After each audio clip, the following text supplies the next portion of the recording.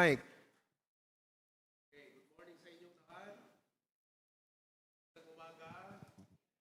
Hello, hello. Sound check. Good morning, good morning. Okay. Dinala nyo ba ang inyong hunger for God? You know, only the hungry will be filled. If you are here today and you are full of problems and everything, you'll never be filled. Make your heart empty so that God can fill your heart today. Amen? Let's all stand together and sing as we gather. May your spirit work within us. I don't hear my monitor. Everybody, sing now. Okay? And as we gather, may your spirit work within us. As we gather, may we glorify your name. Knowing well that as our hearts begin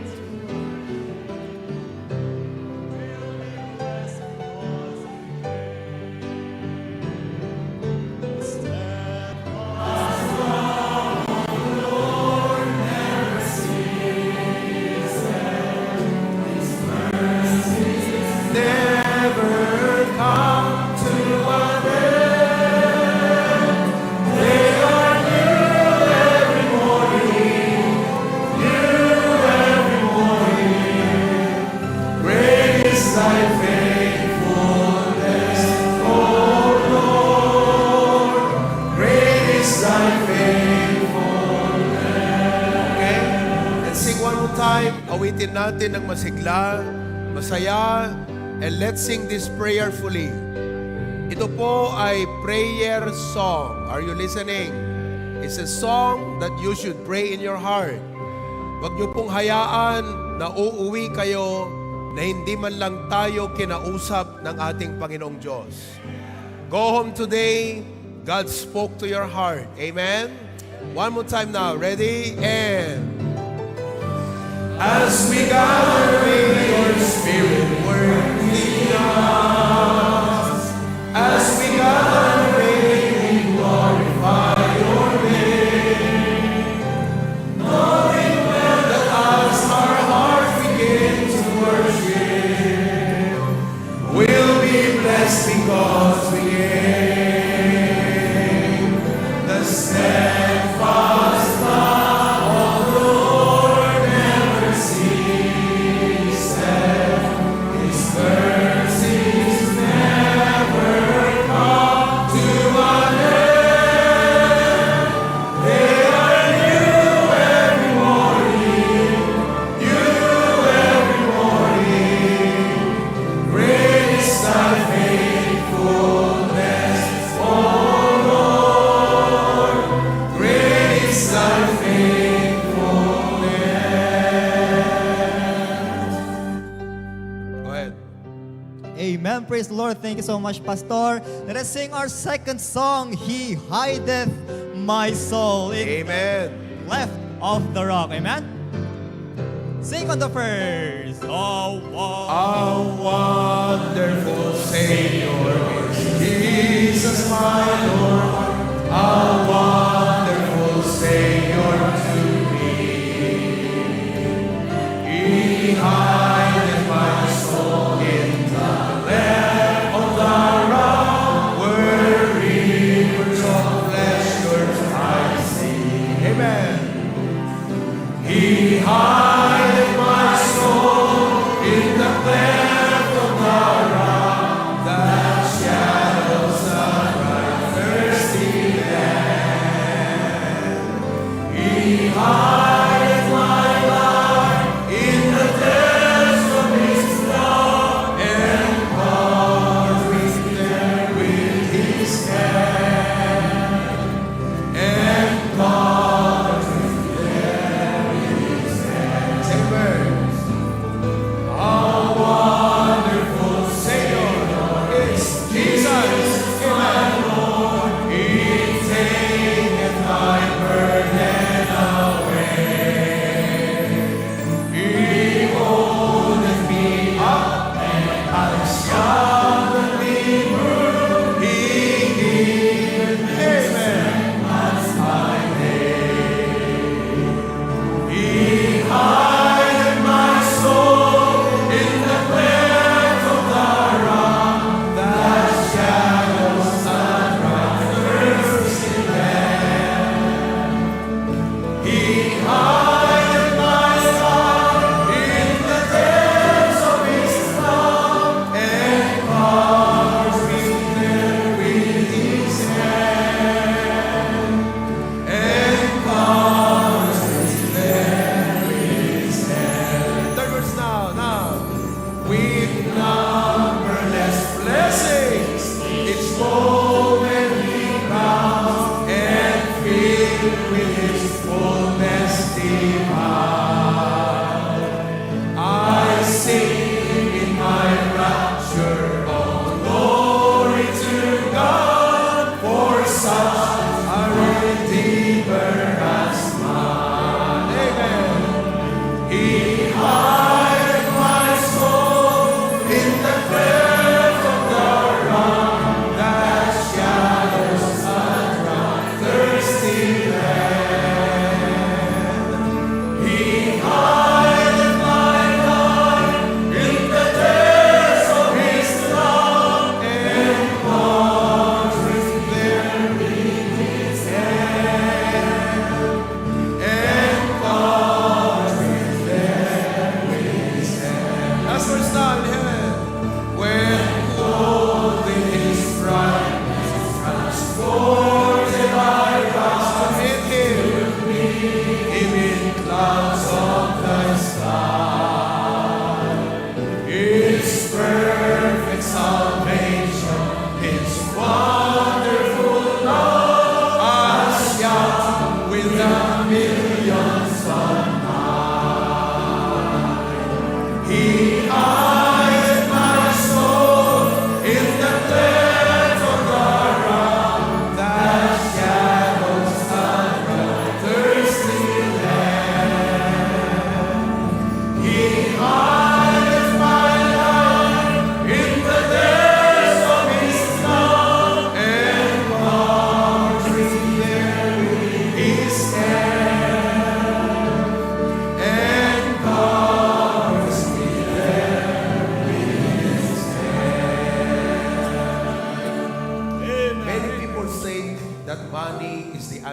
life. Some people think that friends are the answer to life. Many think that the pleasures of this world are the answers to life. But Jesus is the answer to life. Amen? When answers are not enough, there is Jesus. I hope today, as we go through this service, you'll fall in love with Jesus more and more. Can you please volume me up? You know, I've been preaching all week, and I need you to help my voice get amplified. Oo. Alam niyo po, I preach 9 times a week. That does not exclude my Bible studies. 9 lessons every week. At ang lessons na to, hindi katulad ng teacher that you teach the same thing year after year. I prepare my lessons organically. And even after a busy week, what I'm going to share with you is a well-researched subject. That's why I have the TV here. Mamaya po, after nito, after ng ating first preaching, I will pour out my heart to you. Para maunawaan nyo kung paano kayo makatulong sa inyong pastor. Paano kayo makatulong sa gawain. Marami mga Kristiyano, ang iniisip lang sarili. How I can survive. How I can succeed. That's not how a child of God thinks. If you are heavenly, you don't worry about your stability or security. Be content with what you have. And anytime the Lord tells you, go, be willing to be sent wherever and plant churches. Oh, pinapakita ko sa inyo yan para buwagin ko po yung tanikala ng sanlibutan sa isipan at puso ng mga Kristiyano ngayon. Anyway, let's sing that song, When Answers Are Not Enough. There is Jesus.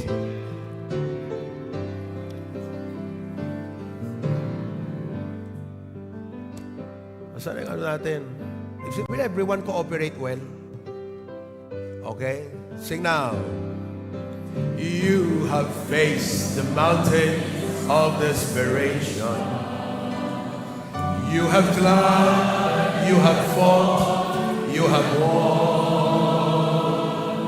But this valley that lies holding before you, cast a shadow you cannot overcome. And just when you thought you had it all together,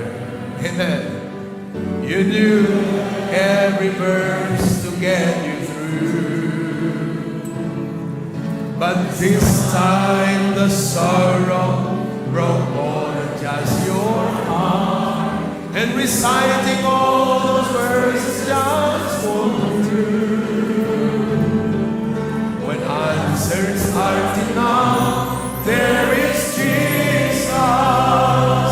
He is more than just an answer to your prayer, and your heart will find safe and peaceful refuge.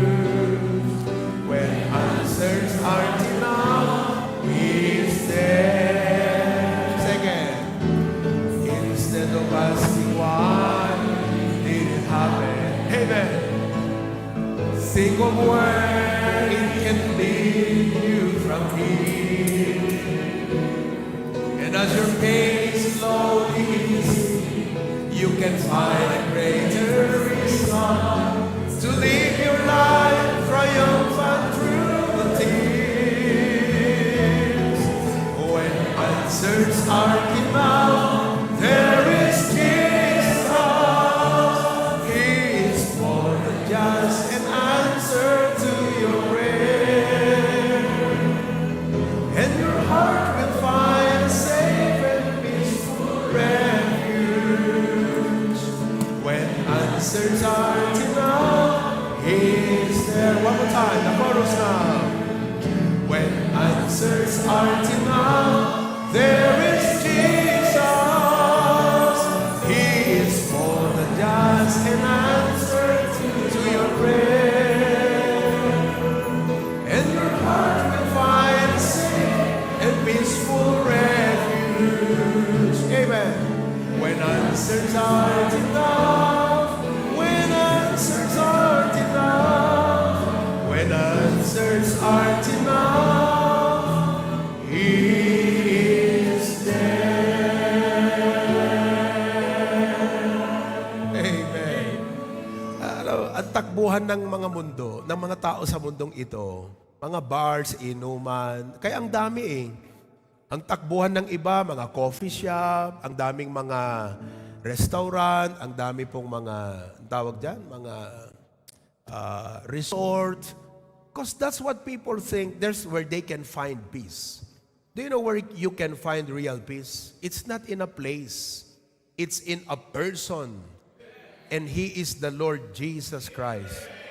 You know, palagi nating naririnig, nakakapagod ang buong linggo, ang daming trabaho. Rise up and overcome all of this in the power of the Lord Jesus Christ. You know, the Bible says, I can do all things through Christ, which is strengthened me. Amen po ba? You know, praise God for that. Panginoon, maraming salamat po. I pray that you bless. Thank you for those songs. And as we open the book, we treasure that word. Thank you for the Bible, dear God, our source of comfort and doctrine and reproof and correction. In Jesus' name, amen. Remain standing for the reading of the Word of God.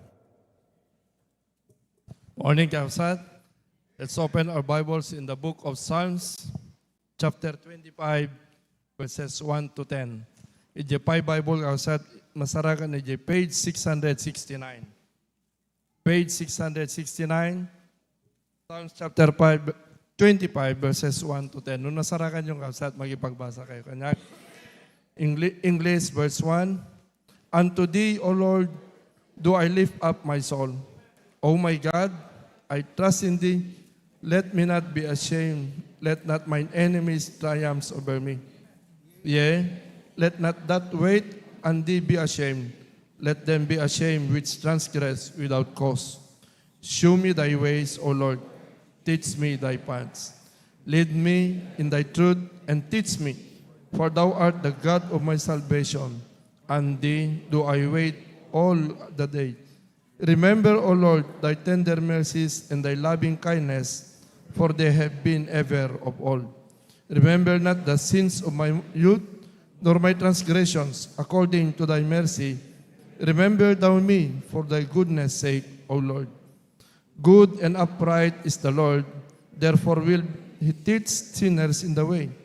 The meek will He guide in judgment, and the meek will He teach His way. All the paths of the Lord are mercy and truth unto such as keep His covenant and His testimony. Madaydayaw ti Apo Sat at kararak daw. We thank you so much, Apo. Iti adu nga mercies mo, iti panagbiag mi tinaldaw-aldaw. Thank you, iti panangsalakan mo kada kami, Apo. Good Lord, iti biag mi, Apo.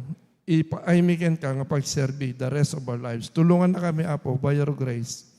Awan ko man iti sabali, nga pagkasapulan mi. No digit diti kadaklan, Apo, nga gagamit iti panagbiag. Iso ti agparamat kang ka.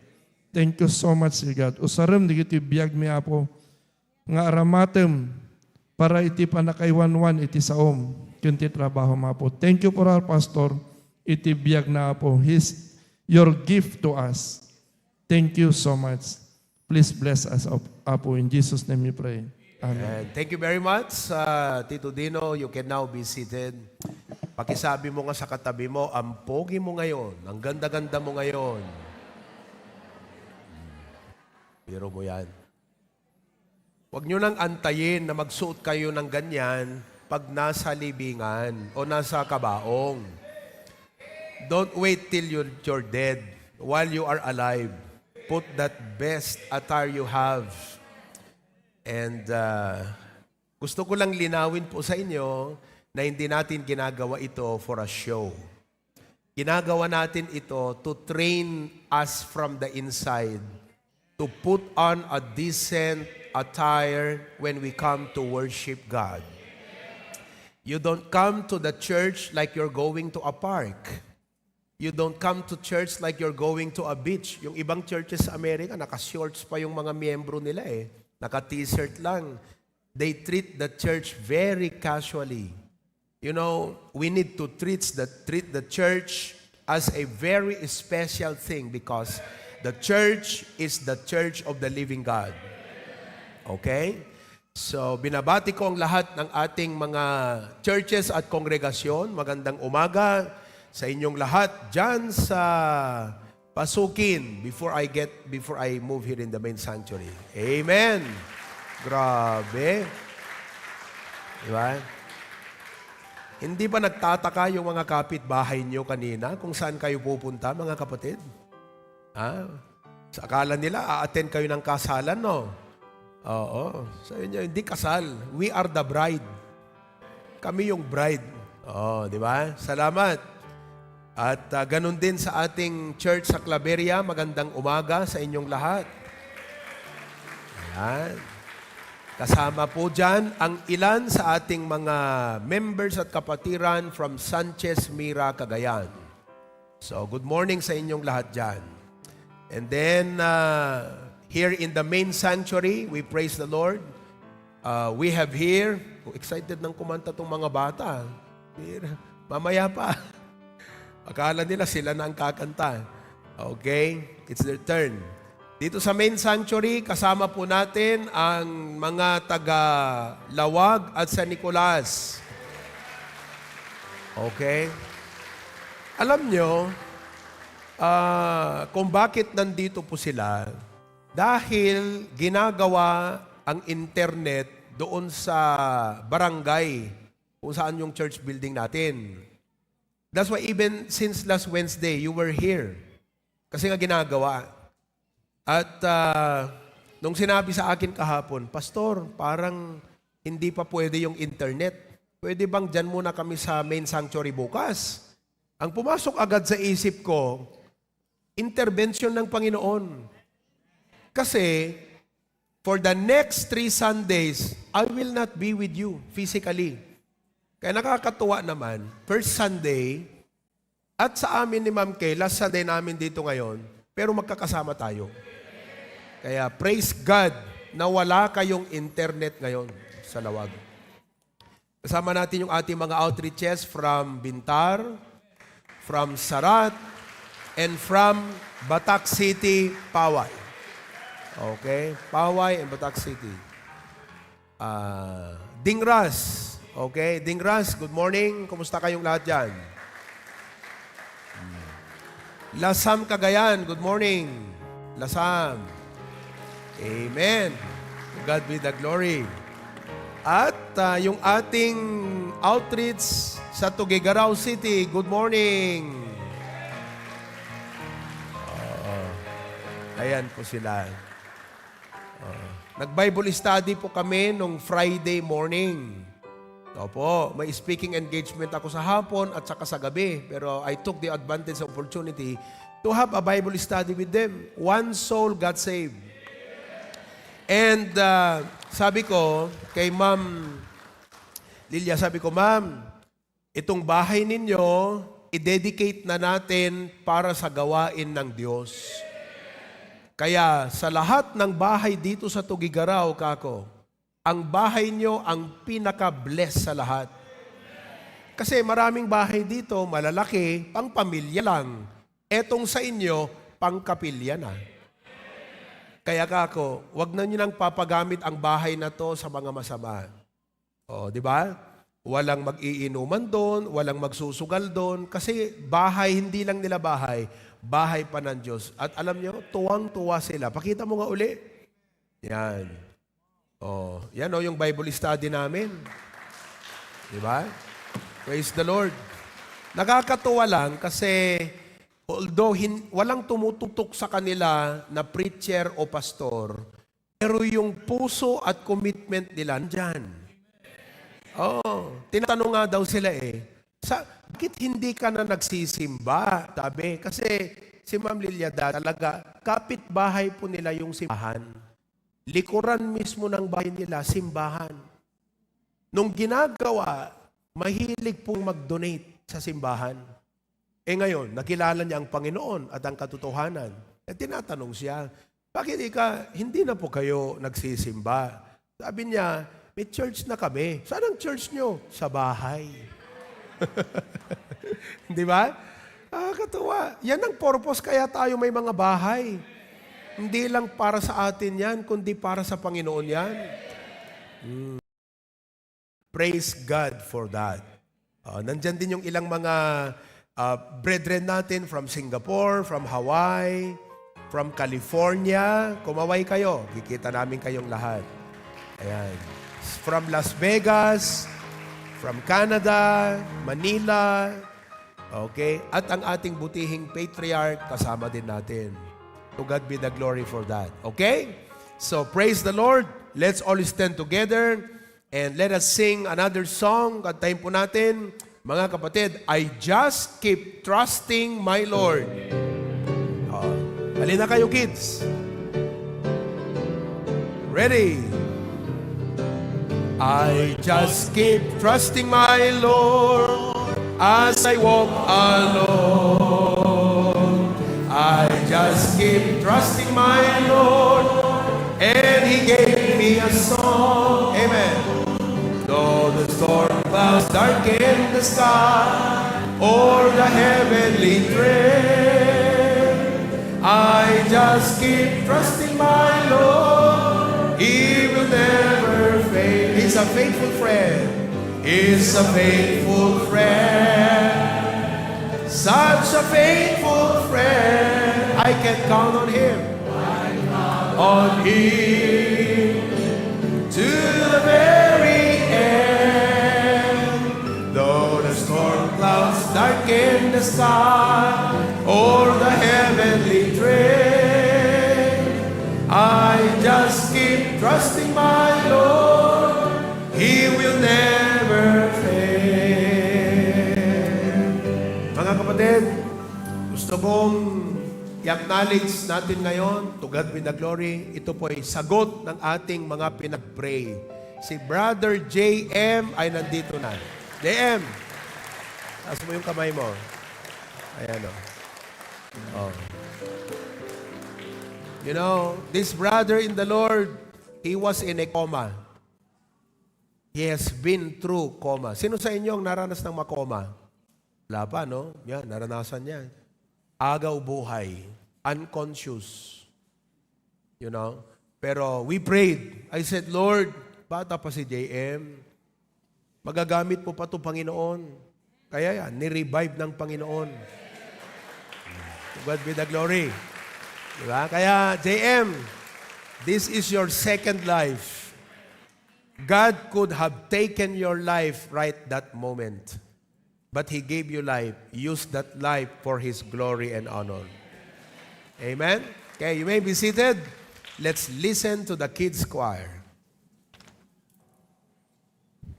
There's a path, even in the darkest moments, a path that leads to hope, guided by the light of Jesus.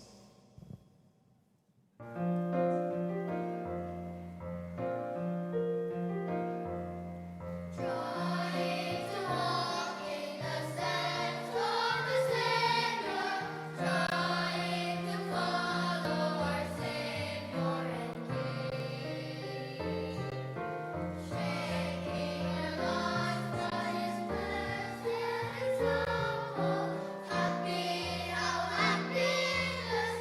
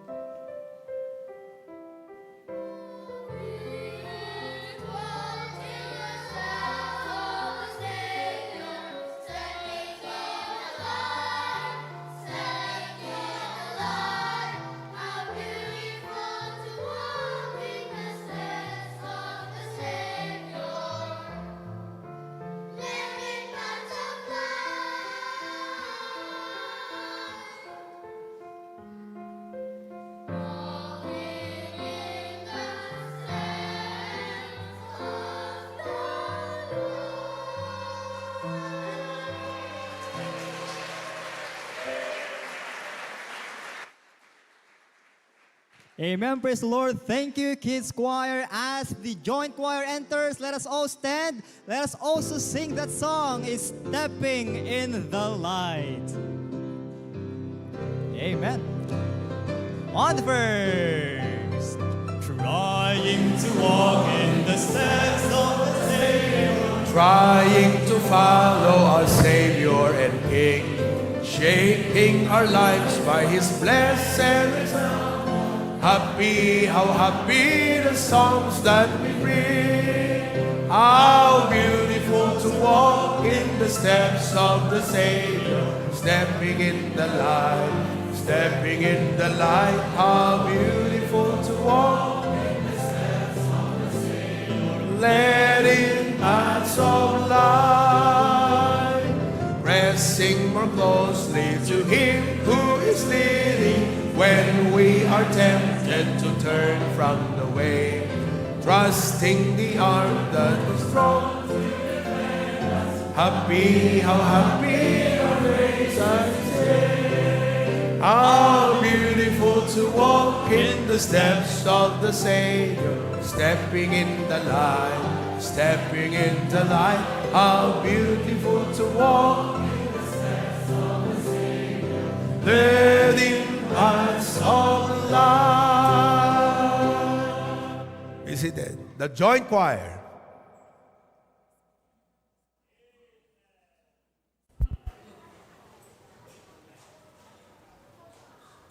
In the beginning, God created, and God breathed into my nostrils the breath of life, and I became a living soul.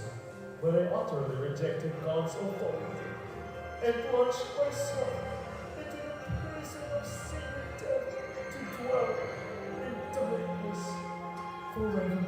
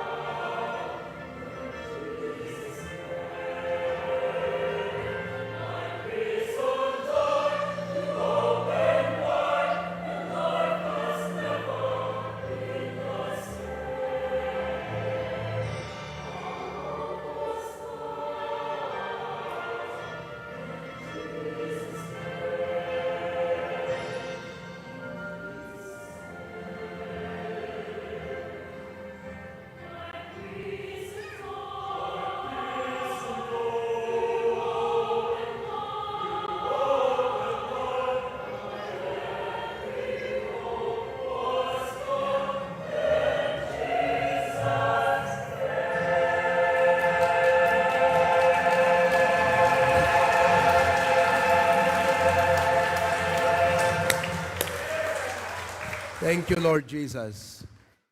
Thank you that you came. If you did not come, where would we be today? Where will we go from here? Thank you, Jesus, that you came. And we did not only welcome you in our lives as our personal Savior, you actually welcomed us into your heart. And that is why, dear Lord, you deserve that we live holy. You deserve that we sacrifice and commit ourselves and dedicate our lives for your glory in service to you, O God. Tanggalin niyo po ang lahat ng self-centeredness sa amin, lahat ng selfishness, lahat that everything that relates to ourselves. And may Christ and Christ alone be magnified in our lives. Thank you, Lord, for what the choir sang today.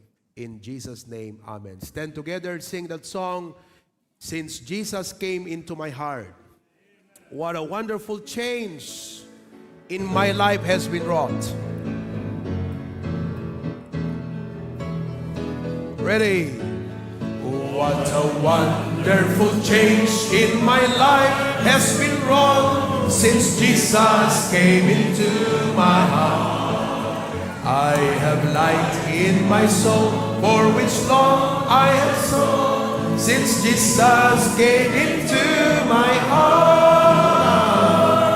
Since Jesus came into my heart, since Jesus came into my heart, floods of joy o'er my soul, like the sea billows roll. Since Jesus came into my heart. Let's sing the last. One day we'll be with Him in heaven. Today He is with us, but someday we will be with Him. Last verse now. I shall go there to dwell in that city I know, since Jesus came into my heart. And I'm happy, so happy as onward I go, since Jesus came into my heart. Since Jesus came into my heart, since Jesus came into my heart, floods of joy o'er my soul, like the sea billows roll. Since Jesus came into my heart. Okay, you may now be seated.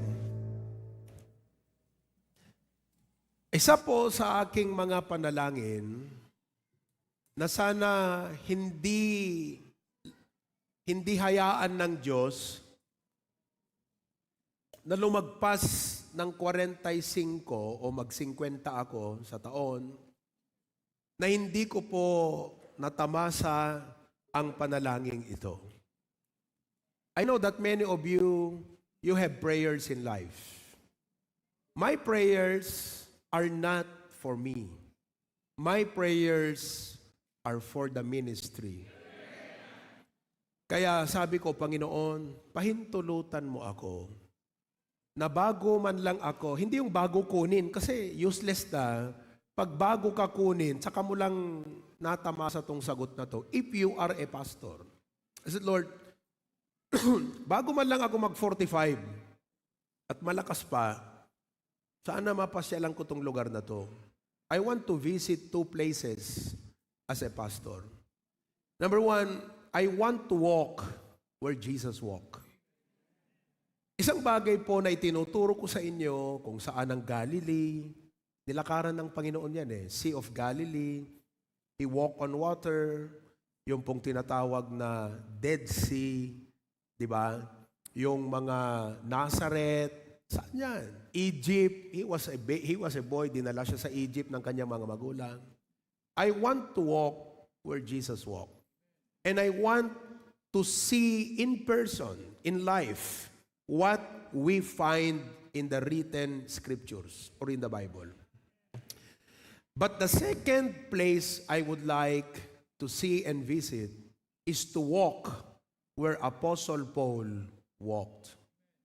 I'd like to see kung saan lumakad si Apostol Pablo. Lumakad po siya, pumunta sa Corinth, pumunta siya, we call it the Asia Minor. The Asia Minor during Bible times is what is modern today as Turkey. And to many, Turkey is a tourist site. For us pastors, it's like a historic site for us. I'd like to go, specifically, gusto kong puntahan yung Cyprus. Cyprus, yun yung unang lugar na pinuntahan ni Apostol Pablo at saka ni Barnabas. Then go to where Corinth was, Ephesus, all of that. Because as a pastor, ang isa sa mga passion ng puso ng pastor is to establish church. And for those things to become real to you as a pastor, you've got to see it for yourself physically. At kayong umaga, although hindi pa po ako nakapunta sa mga lugar na yan, hayaan po ninyo na nakasiris tayo ngayon ng church. Last time, nakasiris tayo ng, tawag dito, maturity. Ngayon, ang series natin, ministry. And ministry is church. Wala kang ministry kung walang church. At ang church, gumagawa ng ministry. Kung ang church hindi gumagawa ng ministry, anong kwentang church? Pero wala kang ministry kung walang church, the people, nagagawa ng ministry. So for me to talk to you about the ministry, I need to talk to you about the churches in the Bible. We will talk about the church at Rome, not where the Vatican is. Just to give you a short view, by the grace of God, I thank God because in our upcoming Europe visit, we have the opportunity to visit Rome. From Finland, we will fly and arrive in Pisa. Aayusin po namin yung Pisa, yung tower, kasi tabingi. Aayusin po namin yan, ni Ma'am Kay. From Pisa, we'll take the Trenitalia train. It's a speed train in Italy. We'll go from Pisa to Rome. I don't want to enter inside the Vatican. I just want to see what the Vatican is. That is the historic central thing of all the Catholic people in the world. To them, it's a dream to visit Vatican. For me, no. What I want to see in Rome is not the Vatican. What I want to see in Rome is the Colosseum. Because underneath the Colosseum are compartments, what used to be prison houses. And underneath the Colosseum are prison houses where not Christians, churches were imprisoned. Hindi lang po Kristiyano ang ibinibilang ko noon, mga churches ng Panginoon. So where a Christian is, all the members are there. They were all imprisoned there. I heard one pastor told us one time, nabisita niya po ang Rome. So he went to see the Colosseum. At sinabi nung tour guide, sabi niya, underneath this Colosseum was a prison house for Christians, for churches. So itong pastor na to, tinanong doon sa tour guide, sabi niya, I don't understand it. If this was the prison house for Christians and churches, what about that Vatican? Who are the people in the Vatican? He said, they are Christians too. Aha!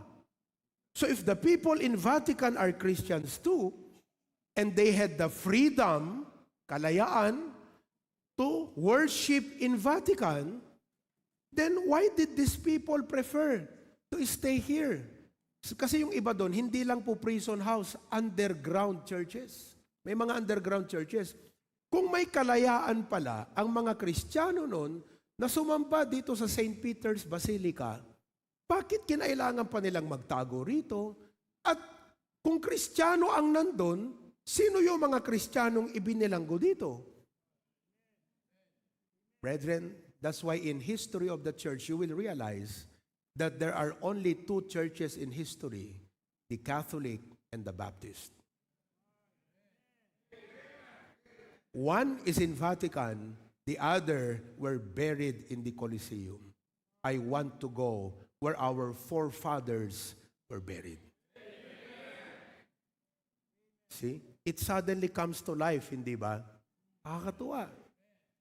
Kaya, bago man lang ako mag-45, mapuntahan ko yung where Jesus walked and where Apostle Paul, the great church planter in the first century, walked. Hayaan nyo, pag napunta po kami sa Colosseum, pipicturean namin yan kung hindi pagbabawal. At pagdating namin, ang susunod kong lesson sa inyo, the church in Rome. Today, I'm going to talk to you about the church in Ephesus. Let me share with you today the church in Ephesus. First, I would like for you to see the geographical map or location of what used to be Ephesus. Pakita mo nga yung mapa. Okay? Yan. Alright? Ganyan. Yung mga nasa Zoom or what, I don't know kung ma-notice nyo pa, no? But this is Turkey. Okay? Dito kami banda pupunta sa taas. Nandun ang Finland. Sa taas.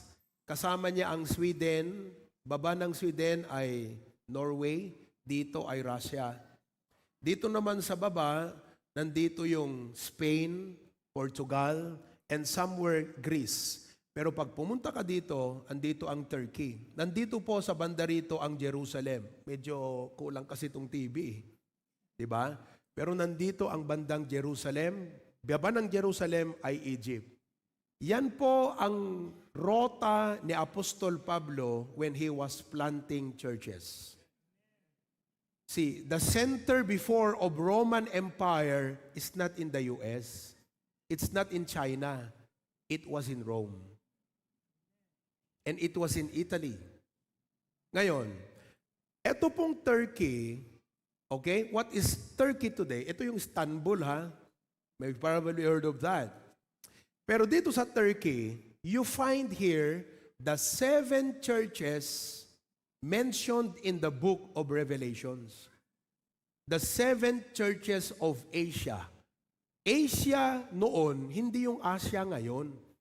Ang Asia ngayon, Pilipinas, Singapore, Malaysia, yan ang Asia. Noon ang Asia, ito.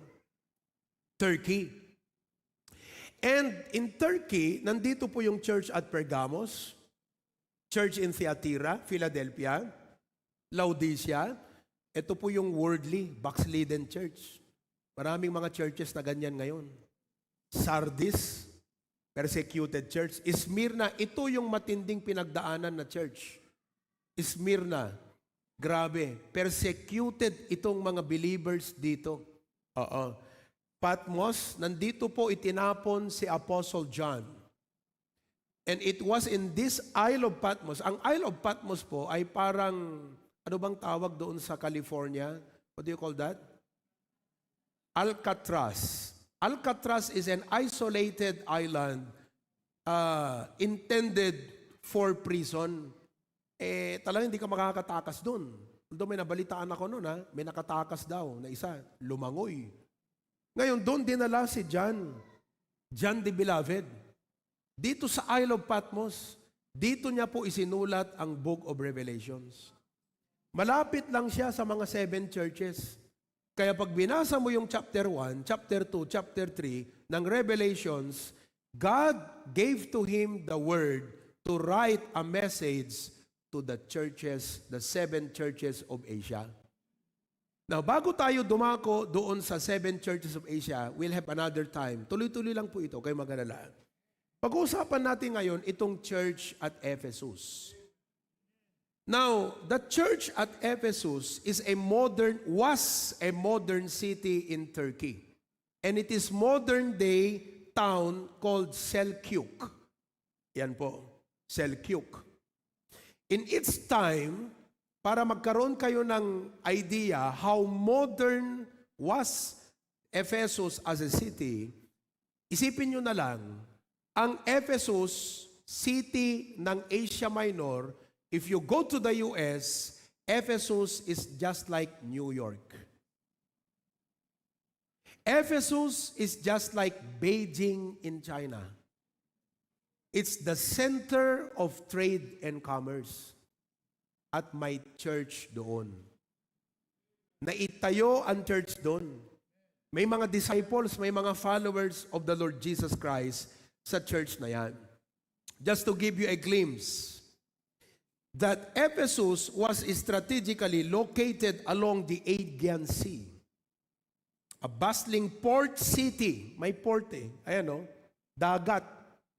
So yung mga papunta sa Pergamos, Tiatira, na mga goods items na exported o imported, mga kapatid, dito yan nagdadak sa Ephesus.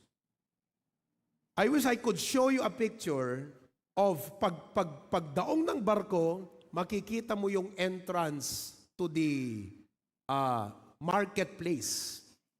But pagtingin mo sa taas, makita mo yung napakalaking statue ng emperor. So that pagkalabas mo ng bangka, makita mo yung malaking entrance to the marketplace at dun sa taas, yung statue. And they speak for what the kind of city it was. Let's move further. It was full of, it was actually a cosmopolitan where Jews, Greeks, and other people from different nations meet dito. Cosmopolitan. Okay? Philosophers, artists, travelers from across the empire would go here. It was the World Trade Center. Kasi nga nandun yung malaking marketplace, World Trade Center. It was an intellectual hub. Mamaya, papakita ko sa inyo yung picture ng library. Meron pa pong remains ng library na yan. It was a religious center. And they boast of 14 big temples. And the biggest of it all was the temple of Artemis or the temple of Diana. Ayan. Andiyan ba si Diane? May templo ka, Diane. So, it was the center of worldly greatness. Let me show you the library of Celsius. Ginawa ang library na to, few years, kasi po, pag binasa nyo ang Acts chapter 19, doon mo makikita paano nagsimula yung church sa Ephesus. Pumunta si Apostol Pablo rito, nilakaran po niya yung entrada na malaki ng marketplace, at yung napakalaking parang, what do you call that? Aisle? Oo. Nilakaran niya yan papunta doon sa napakalaking templo nila, and he started to preach. And Paul made an impact in the city. So that, alam niyo kasi, may temple, isang ano yan eh, isang bagay. May emperor speaking as God, and meron pong demonic activities. Demonic din yung ginagawa sa temple, pero iba tong witchcraft dito, kapatid. So when he entered there, he was there to break the shackles of the temple of Diana, the allegiance of idolatry to the emperor, and to the demonic activities of witchcraft. Yan po ang kanyang pinasok na lugar. And when he started to preach the gospel, kasi kay sinisigaw, Caesar is Lord. Taon-taon yan, may festivity. People would parade and shout, Caesar is Lord, Caesar is Lord. And here comes Paul preaching, Jesus is Lord. Oh. How would you face those people? Di ba?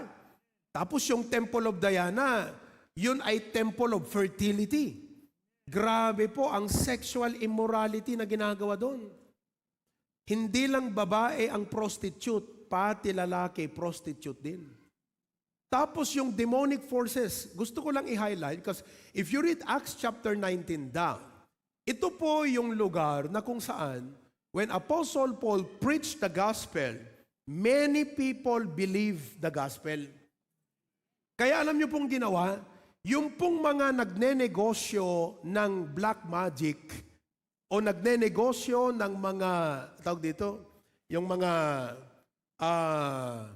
demonic witchcraft na tinatawag, Doon yung makikita, they brought their books and burned it.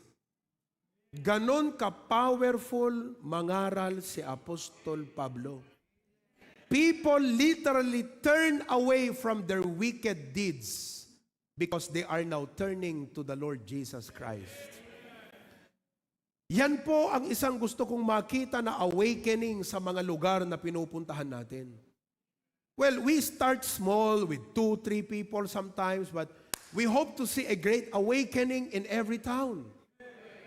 Sa mga kabataan na walang gana sa Biblia, biglang magkakaroon ng gana. Sa mga kabataan na nasa tanikala ng mga online games, sila na yung nangangaral ng Word of God. Yung freedom they experience. Ganon po ang nangyari nung mangaral si Apostol Pablo. Ganyan po na itayo itong church at Ephesus. So, let's continue. Library. Ito yung library. Pagkatapos sunugin yung lahat ng mga librong yan, few years later, itinayo ang library. I don't know. It may be because wala na silang mga libro ng witchcraft. Ginawa yan. But then, they were conquered and they burned this library together with those books and parchments and scrolls. Sinunog lahat, walang natira. Ito lang yung natira, yung harapan.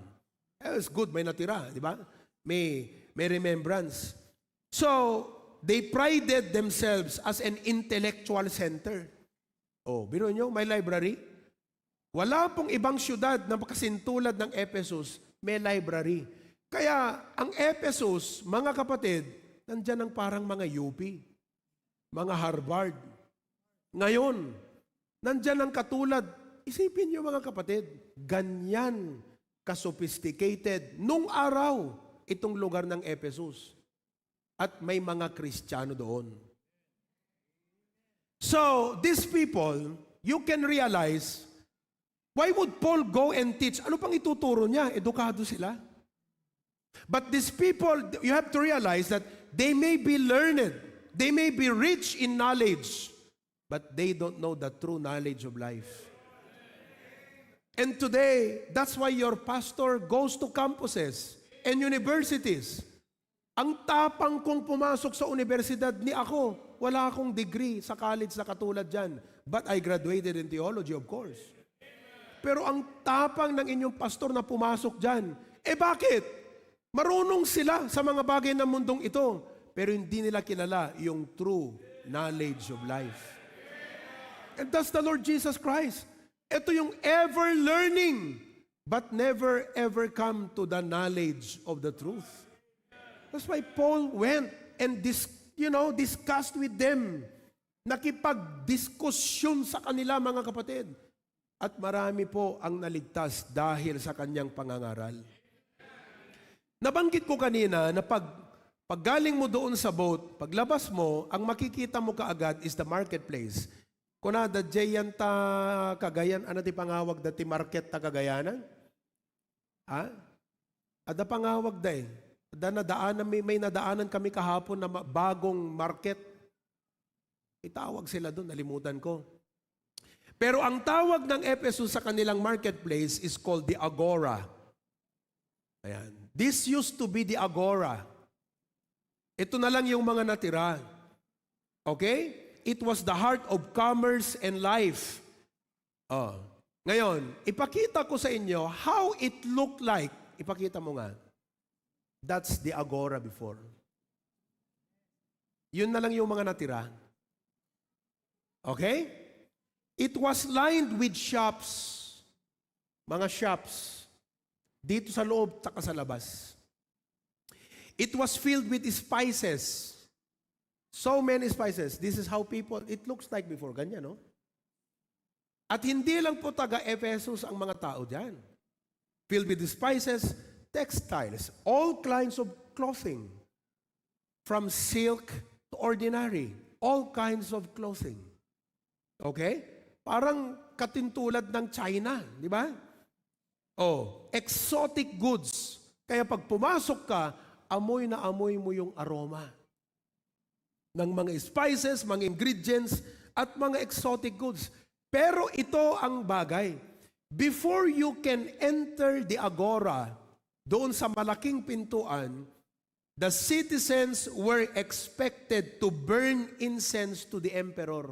Courtesy. Ibig sabihin, hindi ka makakapasok if you don't burn that incense. Just try to imagine, Christians will not do that. Paano ang kanilang necessities of life? Do you understand? I'm showing to you these things, mga kapatid, para makita nyo na kung Kristiyano ka, maninindigan ka. Hindi sila basta pwedeng pumasok doon. I don't know how they did it. Siguro magpapabili na lang. Bro, bilang mo ako ng ganito, hindi ako makapasok eh. Bakit? Christian ako eh. Hindi ako pwedeng mag-burn ng incense sa emperor. Why?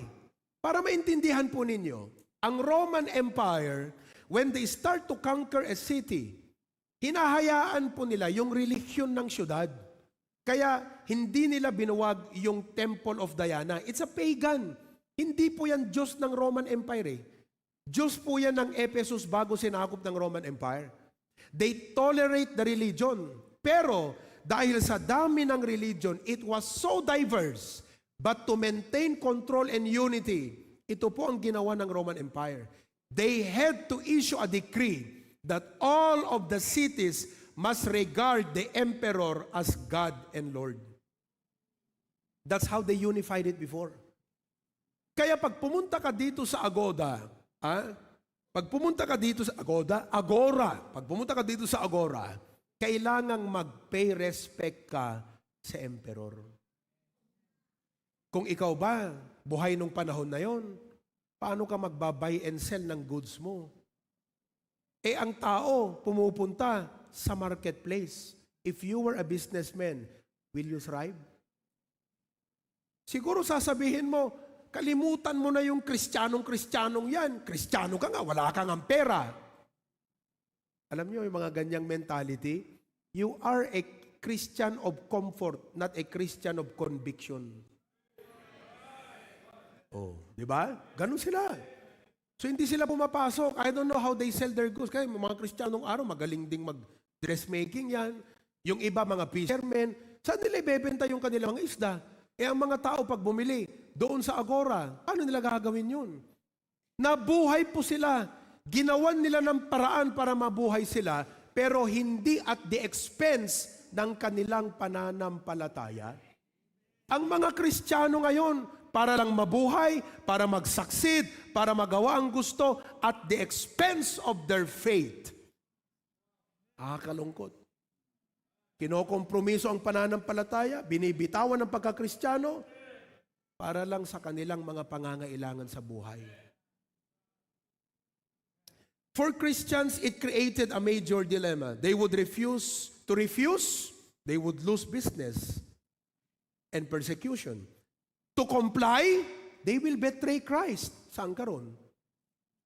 Pag hindi ka nag-burn ng incense, wala kang negosyo. Ibe-persecute ka pa. Pag nag-burn ka ng incense sa sinabi mo, hayaan mo na. Basta wag tayong magpahalata. Basta lang makanegosyo tayo. Total, magta-tithes naman tayo eh.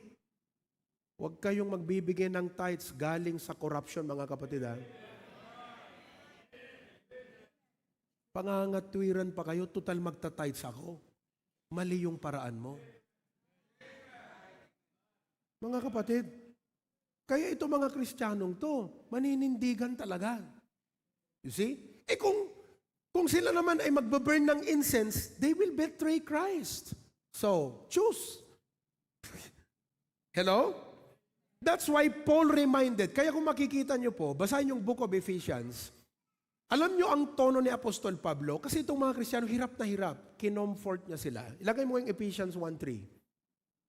Tingin mo na yung Ephesians. Blessed be the God and Father of our Lord Jesus Christ, who hath blessed us with all blessings in heavenly places. Kasi sinabi ni, kung bakit kailangang sabihin ni Pablo po ito, ay para iparamdam sa mga Kristiyano na, kung ngayon, hirap na hirap kayo, hayaan nyo, nandun naman ang totoong kayamanan natin. Ngayon, ma-appreciate mo yung verse na yan.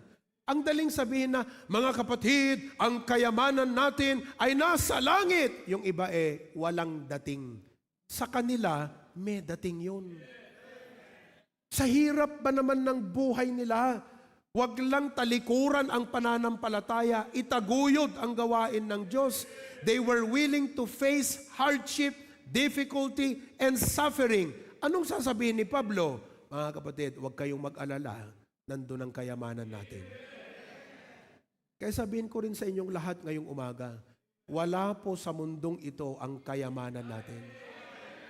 Nasa langit ang kayamanan natin. Ang mga nandito, hindi kayamanan sa atin yan. Mga kasangkapan lamang para gawin ang gawain ng Diyos. Kung may sasakyan ka, may bahay ka, may edukasyon ka, gamitin mong kasangkapan yan upang ipalaganap ang ebanghelyo ng ating Panginoon. At pag ginawa mo yan, nagiging kayamanan mo yan pagdating sa langit. Yun po yun. Diba? O, diba? Na-appreciate nyo na yung book of Ephesus or Ephesians? Okay? Dumako naman tayo dito sa Temple of Artemis or the Temple of Diana. Okay? Sige. Ito yung templo. Huwag kayo mga kapatid, parang maliit lang tignan yan. But this massive structure was wider than a football field. Nalimutan ko lang magpicture ng football para i-compare ko dito. Pero mas mahaba ito kaysa isang football field. Surrounded by 127 marble pillars. Artemis was the goddess of fertility. Pakita mo yung mukha ni Artemis. Ayan o. Marami siyang breast. A symbol of fertility. Yan ang Diyos ng mga taga-Ephesus. Idolatry.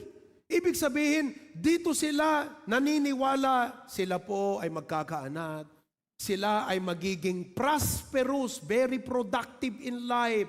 Ito po yung kanilang punsoy. Yung gumaganon-ganon. Oh, eto yun sa kanila. Their source of luck and fortune. The guarantee of a fortunate future and a prosperous year. Yan. Pero mo yung naisaksak na pananampalataya na yan. Pagkabata pa hanggang tumanda, yun na po sa kanila. You know? Oh. So, this massive 50-foot statue, ito, sample na lang to ha. Pero meron pong 50-foot statue. Engineer, what is 50 foot? Can you give us a figure? How many story building yan? Ha? 5-story building. May 5-story building ba dito sa Lawag? Doon sa may Dapayan. Yung Dapayan, imagine nyo po yon, ganun kataas yung ginawang statue ni Goddess Diana o Artemis. So that everywhere, wherever you are, you just look to where it is located. Ikita mo yan, si Goddess Diana. You know? And Domitian, imagine how challenging it was. Kasi, eto pong Goddess Diana na to, Goddess of Fertility, they worship her and it involved, pag winorship siya, it involved gross immorality.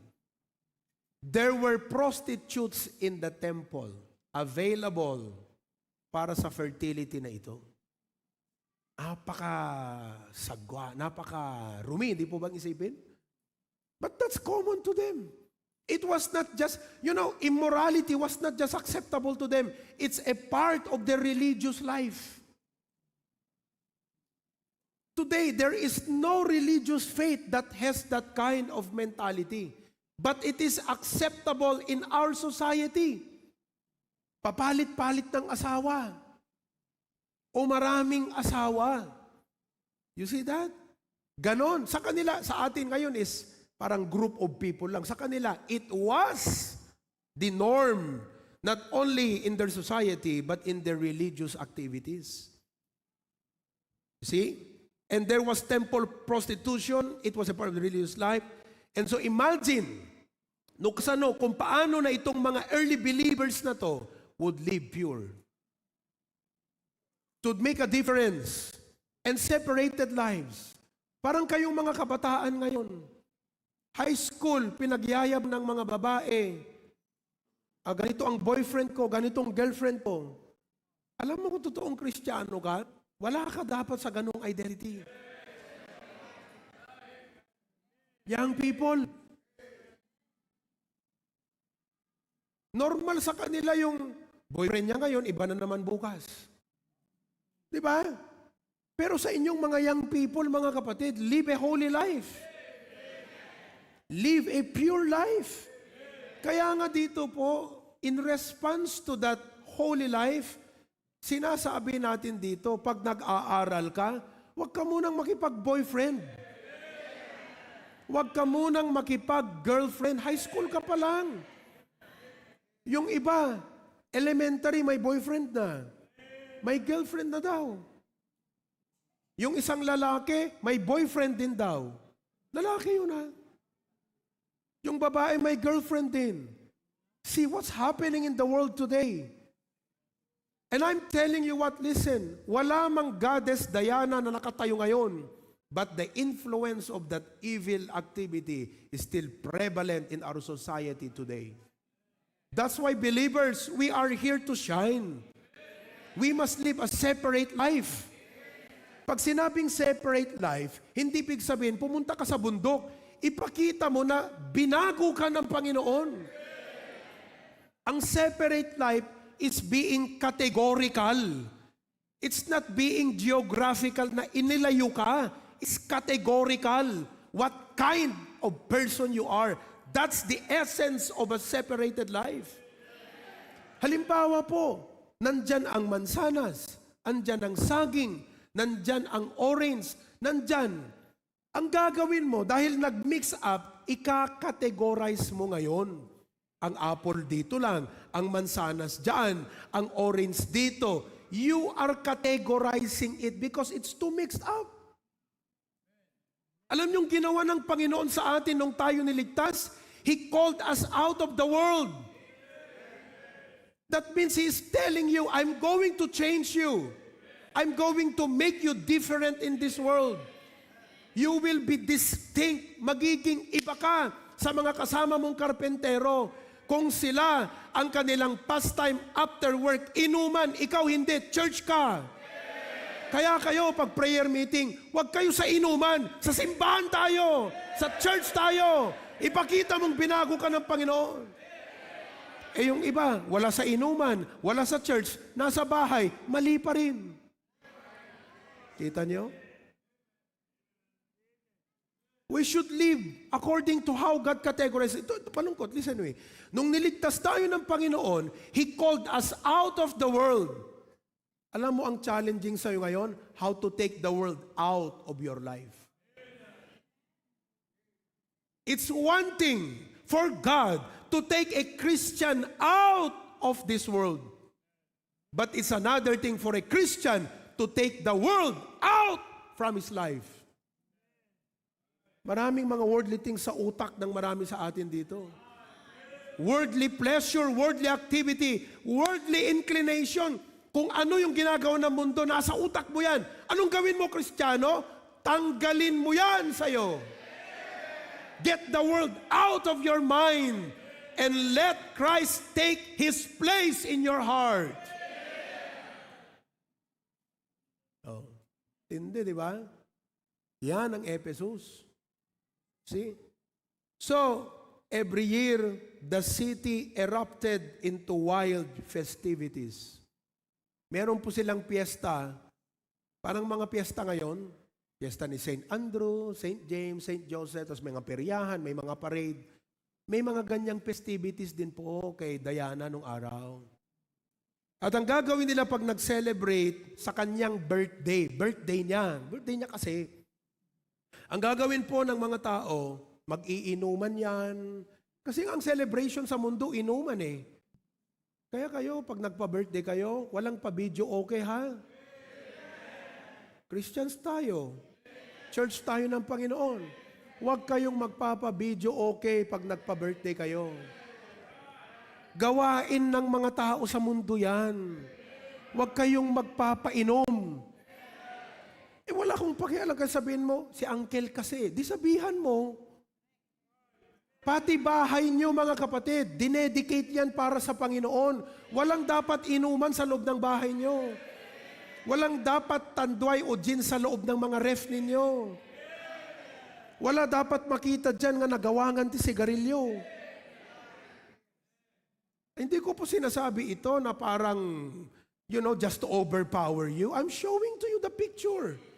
I just need to speak it emphatically. I have to. Kasi katotohanan to eh. Kaya mga Christians, mga bahay natin, isanctify natin para sa Panginoon. Ang unang isanctify, katawan. Huwag mong isuot ang mga pangmundong style. Huwag mong gayahin ang style ng buhok ng sanlibutan. Kung ang mga lalaki may hikaw, ikaw wala. Bakit? Kristiyano ka. Church ka ng Panginoon. Ngayon, pag nasanctify mo yung katawan mo, isanctify mo rin yung bahay mo. Maliit man yan o malaki, hindi yun ang pinag-uusapan. Ang mahalaga, yung essence na sinanctify mo yung bahay mo. Amen po ba, mga kapatid? Oh. So anyway, going back, they would be drunken. It becomes an immoral spectacle attended by thousands of people. Immoral spectacle. Do you know what is spectacle? Immorality was not, ngayon ang immorality itinatago pa. Dito, spectacle. Pinapanood literal ng mga tao. It was being paraded. O ano ngayon ang ginagawa ng mundo? Hindi pa katulad. Ngayon, sensuality. Yung mga Miss Universe na yan, napaka-formal lang tignan, pero sensuality yan. Wala dapat kinalaman natin mga Kristiyano sa mga ganyan. Nakakalungkot, may nakita akong Kristiyano, nag-post pa sa kanyang Facebook, tuwang-tuwa nanalo yung kanyang manok ng Miss Universe. Kristiyano ka ba? Hello? And yet, amid that moral darkness, a group of believers stood firm for the Lord Jesus Christ. That's what we are as a church today. Our fight is not just the daily grind of life. Our fight is life and death, light and darkness, God and the devil, truth and lies. That's the fight of a Christian, not just your daily grind. Hindi lang po yung daily grind. Hindi lang po success. It's the fight for the cause of the Lord Jesus Christ. Unahin mo yan para everything will follow. I mean, listen to me. Christian life cannot work in neutral ground. You cannot be. It only works one way, kapatid. Either nasa side ka ng Panginoon o nasa side ka ng makamundong bagay. Saan ka nakakita ng bangka? Malaking bangka. Nandito ako, nagro-row ng boat. Yung isang kabila, nandito, nagro-row ng boat. Yung isa, pa-east. Yung isa, pa-west. Saan pupunta yung boat? And that's what you're trying to do with your life, Christians. You're trying to live for God, and you're trying to live for the world. It only works one way. You cannot serve God and mammon. For what fellowship had God with the devil? What fellowship had light with darkness? It only works one way. When you choose the devil, you are denying Christ. When you choose Christ, there are many things you will deny in life. Don't live neutral. No double standard. You have to choose. Kaya pag uwi niyo po ngayon, mamili kayo, am I going to live for Jesus? Or I'm going to live for the world? Paano kung tanggalin ako ng trabaho? Natatakot ka? Sino nagbigay ng trabaho mo? Boss mo? Hindi, Panginoon. Kung tinanggal ka, hindi ka pa pwedeng bigyan ng Panginoon ng iba? Hello? We are so much worried of our stability and security in life. I'm not saying you ignore that. But you've got to balance contentment with the desire to have a stable and secured life. Because ang buhay ng Kristiyano, temporary. Not only temporary in the sense na hindi po tayo magtatagal sa mundong ito. Temporary in the sense na pag anytime sinabi ng Panginoon sa'yo, doon ka, magsimula ka ng Bible study, doon ka, magsimula ka ng outreach, willing kang iwan ang lahat para sundin ang panawagan ng Panginoon. Ganyan ang buhay Kristiyano. Stability, security. Our stability and security is in the Lord. Oh. Yan ang lalim na Kristyanismo, mga kapatid. Yan ang church life. Okay? So much with this temple of Artemis. Next. Let me show you the temple or the Emperor Domitian. Ayan. Oh, ayan. Remains na lang yan. Statue yan nung araw. The highest point in Ephesus, so picture it. Paglabas mo ng bangka, haharap ka, yung malaking pintuan, patungo dun sa agora. Pag diretso-diretso mo yan, umakyat ka, makikita mo dun sa taas, yung napakalaking statue ni Emperor Domitian. You see? And Domitian, mga kapatid, he built this to honor him as Lord and God. So, titignan niyo po yung Ephesus. Hindi lang siya center of commerce and trade. Hindi lang po nandun ang pinakamalaking templo ni Goddess Diana o Artemis. Nandun din po ang isa sa mga headquarters ni Emperor Domitian. It's all in Ephesus. So, ang matindi po, ito ang masakit. Si Domitian ay katulad ni Nero. Nero was the most evil emperor. Evil in the context, siya po ang may pinaka-brutal na ginawa sa mga Kristiyano. It was Nero, Emperor Nero. Second to Emperor Nero, there were many wicked emperors, but second to him was Domitian. He violently persecuted Christians, demanding public declaration, yung katulad ng sinabi ko kanina, that every year during the celebration, they must shout, Caesar is Lord. Caesar is Lord. Biro mo yung naririnig mo na yan? Kung Kristiyano ka, di ba? Very demoralizing. Very intimidating. Ayaw mo nang tumayo, ayaw mo nang magsalita kasi ang isinisigaw, gumgumloong. Caesar is Lord. Caesar is Lord. Paano ka pa tatayo doon? No! Jesus is Lord! Bubugbugin ka. Kaya nga, even now, Kristiyano ka kamo, pero pag nasa school ka, nagtatago ka. You're afraid to show you're a child of God. See? Oh. So, no wonder, sinabi ni Apostol Pablo sa kanila, Ephesians 6:10.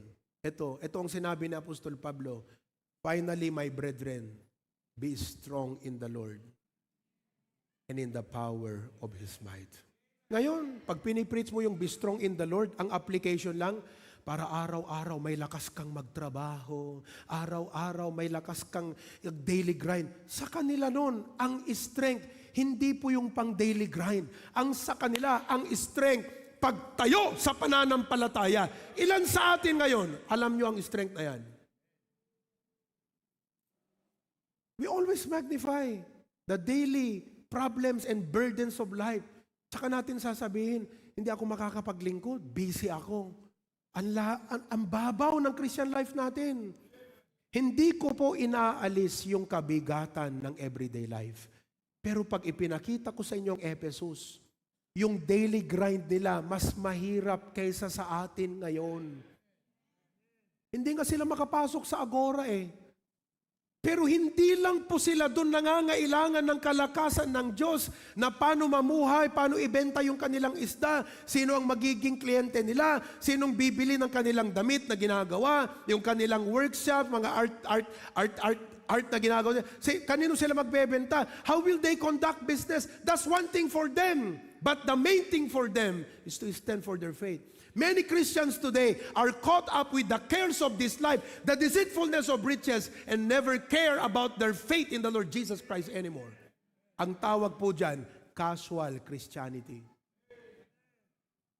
You're treating your Christian life very casually. Ito po yung sinabi ko na, wala akong pakialam. Kaya mag-mature ako hindi, mag-grow ako hindi, nag-ministry ako hindi. Wala akong pakialam dyan. Basta may pera ako. Basta masaya ako. Basta napupuntahan ko yung gusto ko. Basta nakakapasyal ako. Nabibili ko ang gusto ko. Naabot ko ang pangarap ko. Christianity, ministry. Alam nyo, hindi nyo man sinasabi blatantly that, but your life tells it, and your life is denying the Lord. Your life shows how unfaithful and uncommitted you are to the Christ who died for you. I have to show you how these churches lived. And let's take the DNA of these churches, imbibed and embedded in the DNA of this ministry. Para lahat tayo mga miyembro, ganon ang DNA natin. Oh, they needed courage, not only to face the challenges of life, but to face the government and to resist the dark spiritual forces behind it. Mga kapatid, malayo pa tayo. It was a city of spiritual darkness, a home to demonic practices and witchcraft. It was centered in the temple of Didymus. Oh, kaya nung sinabi niya, put on the whole armor of God, he was not telling them a poetic language. He was telling them a spiritual truth. Put on the whole armor of God. Bakit anya? Malakas ang demonic force sa lugar nyo. At mga parents, listen, ang lakas ng demonic influence sa mga bata ngayon, through cellphone. Kaya kung hindi kayo magbantay, hindi kayo magmatsyag, sige, paselponin nyo ang anak nyo ng maghapon, tignan natin kung may puso pa yan sa Panginoon. Wala na! Bakit? Sapagkat ang may control sa puso niya, demonic forces.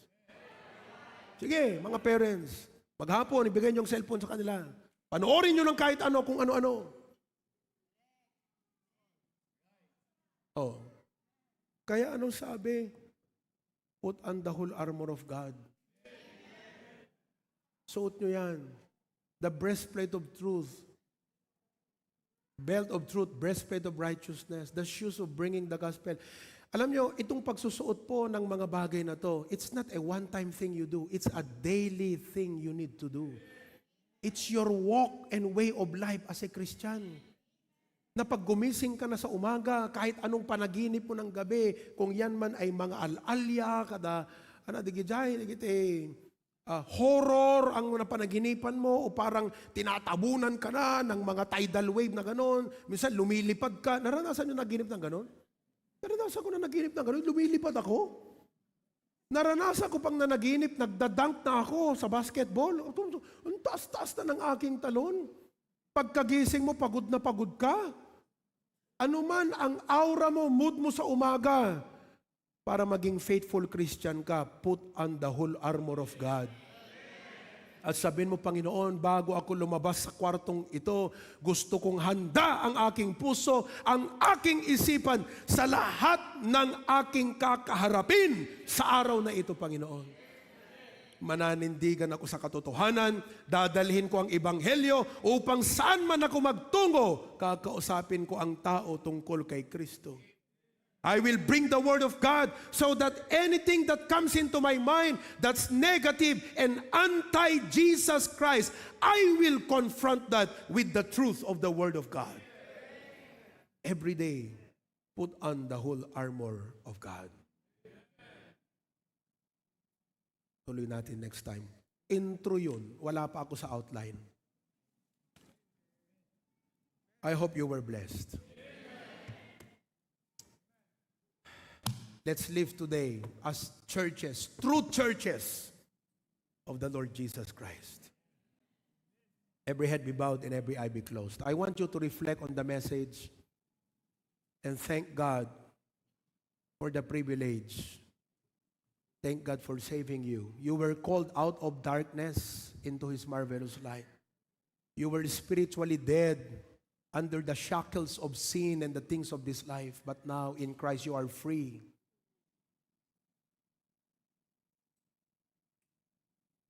And ask God to help you live a faithful believer life every day. Lord, tulungan mo ako maging tapat sa iyo araw-araw.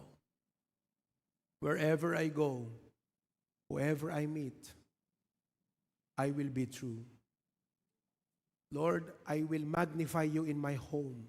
Nakalagay sa Ephesians yung wife, submit to your husband. Husband, kasi ang pangit naman, napalibutan ka ng unsaved, nag-aaway kayong mag-asawa.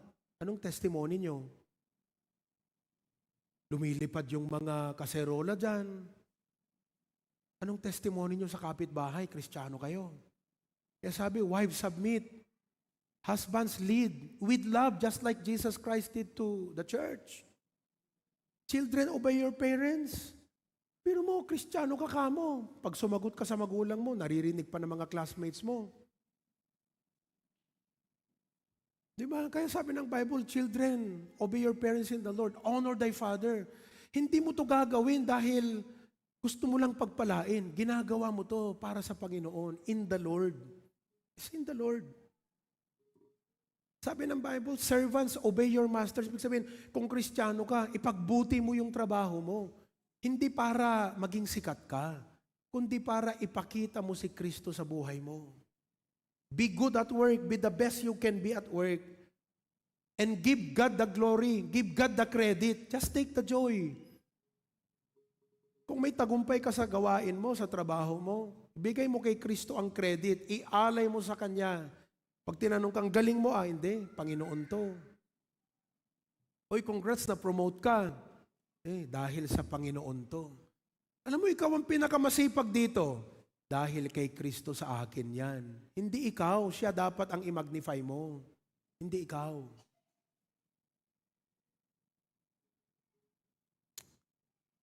Dear Heavenly Father, thank you so much for our message today.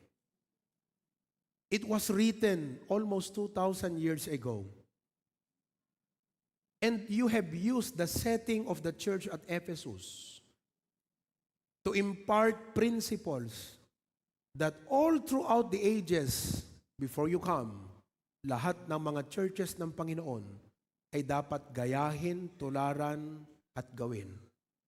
Kaya't Panginoon, ngayon po, ginawa ko ang aking makakaya upang mag-research, manalangin, at upang hindi lang ibahagi, kundi ipakita yung aplikasyon sa amin ngayon. We are a church of the modern times. We are not just a church of the modern times. We are a church of the last days. Kaya wag sana kaming maging backslidden, Panginoon. Tulungan mo kami, i-revive mo ang aming pagmamahal sa iyo. Ang aming pagmamahal sa inyong salita, sa inyong gawain, ang pagmamahal sa ebanghelyo at maipahayag ito sa mga tao na nakikilala namin araw-araw. Help us to be a faithful church of the Lord Jesus Christ. I pray for all the churches of HBBC, for all Baptist churches in our country today.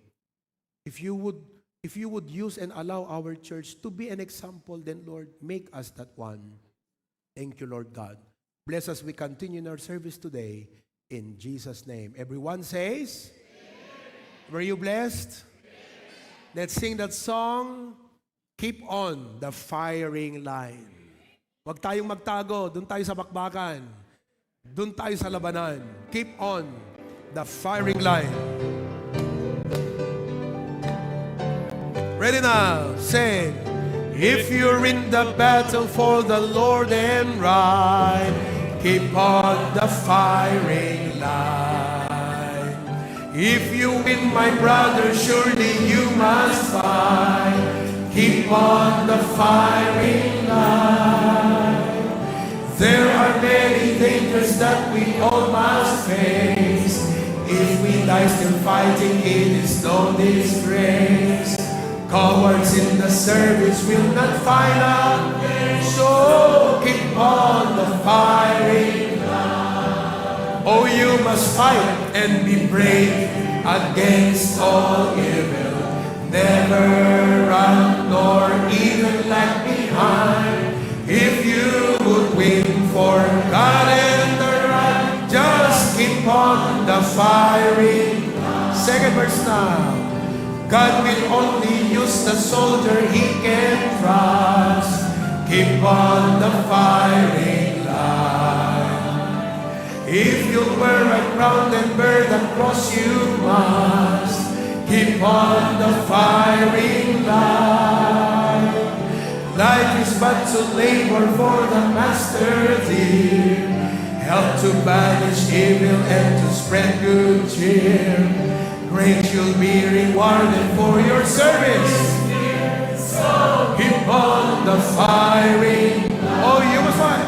Oh, you must fight and be brave against all evil. Never run nor even lag behind.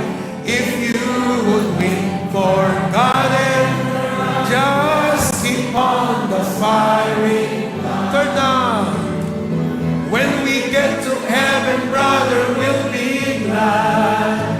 Keep on the firing line. I will praise the Savior for the call we have. Keep on the firing line.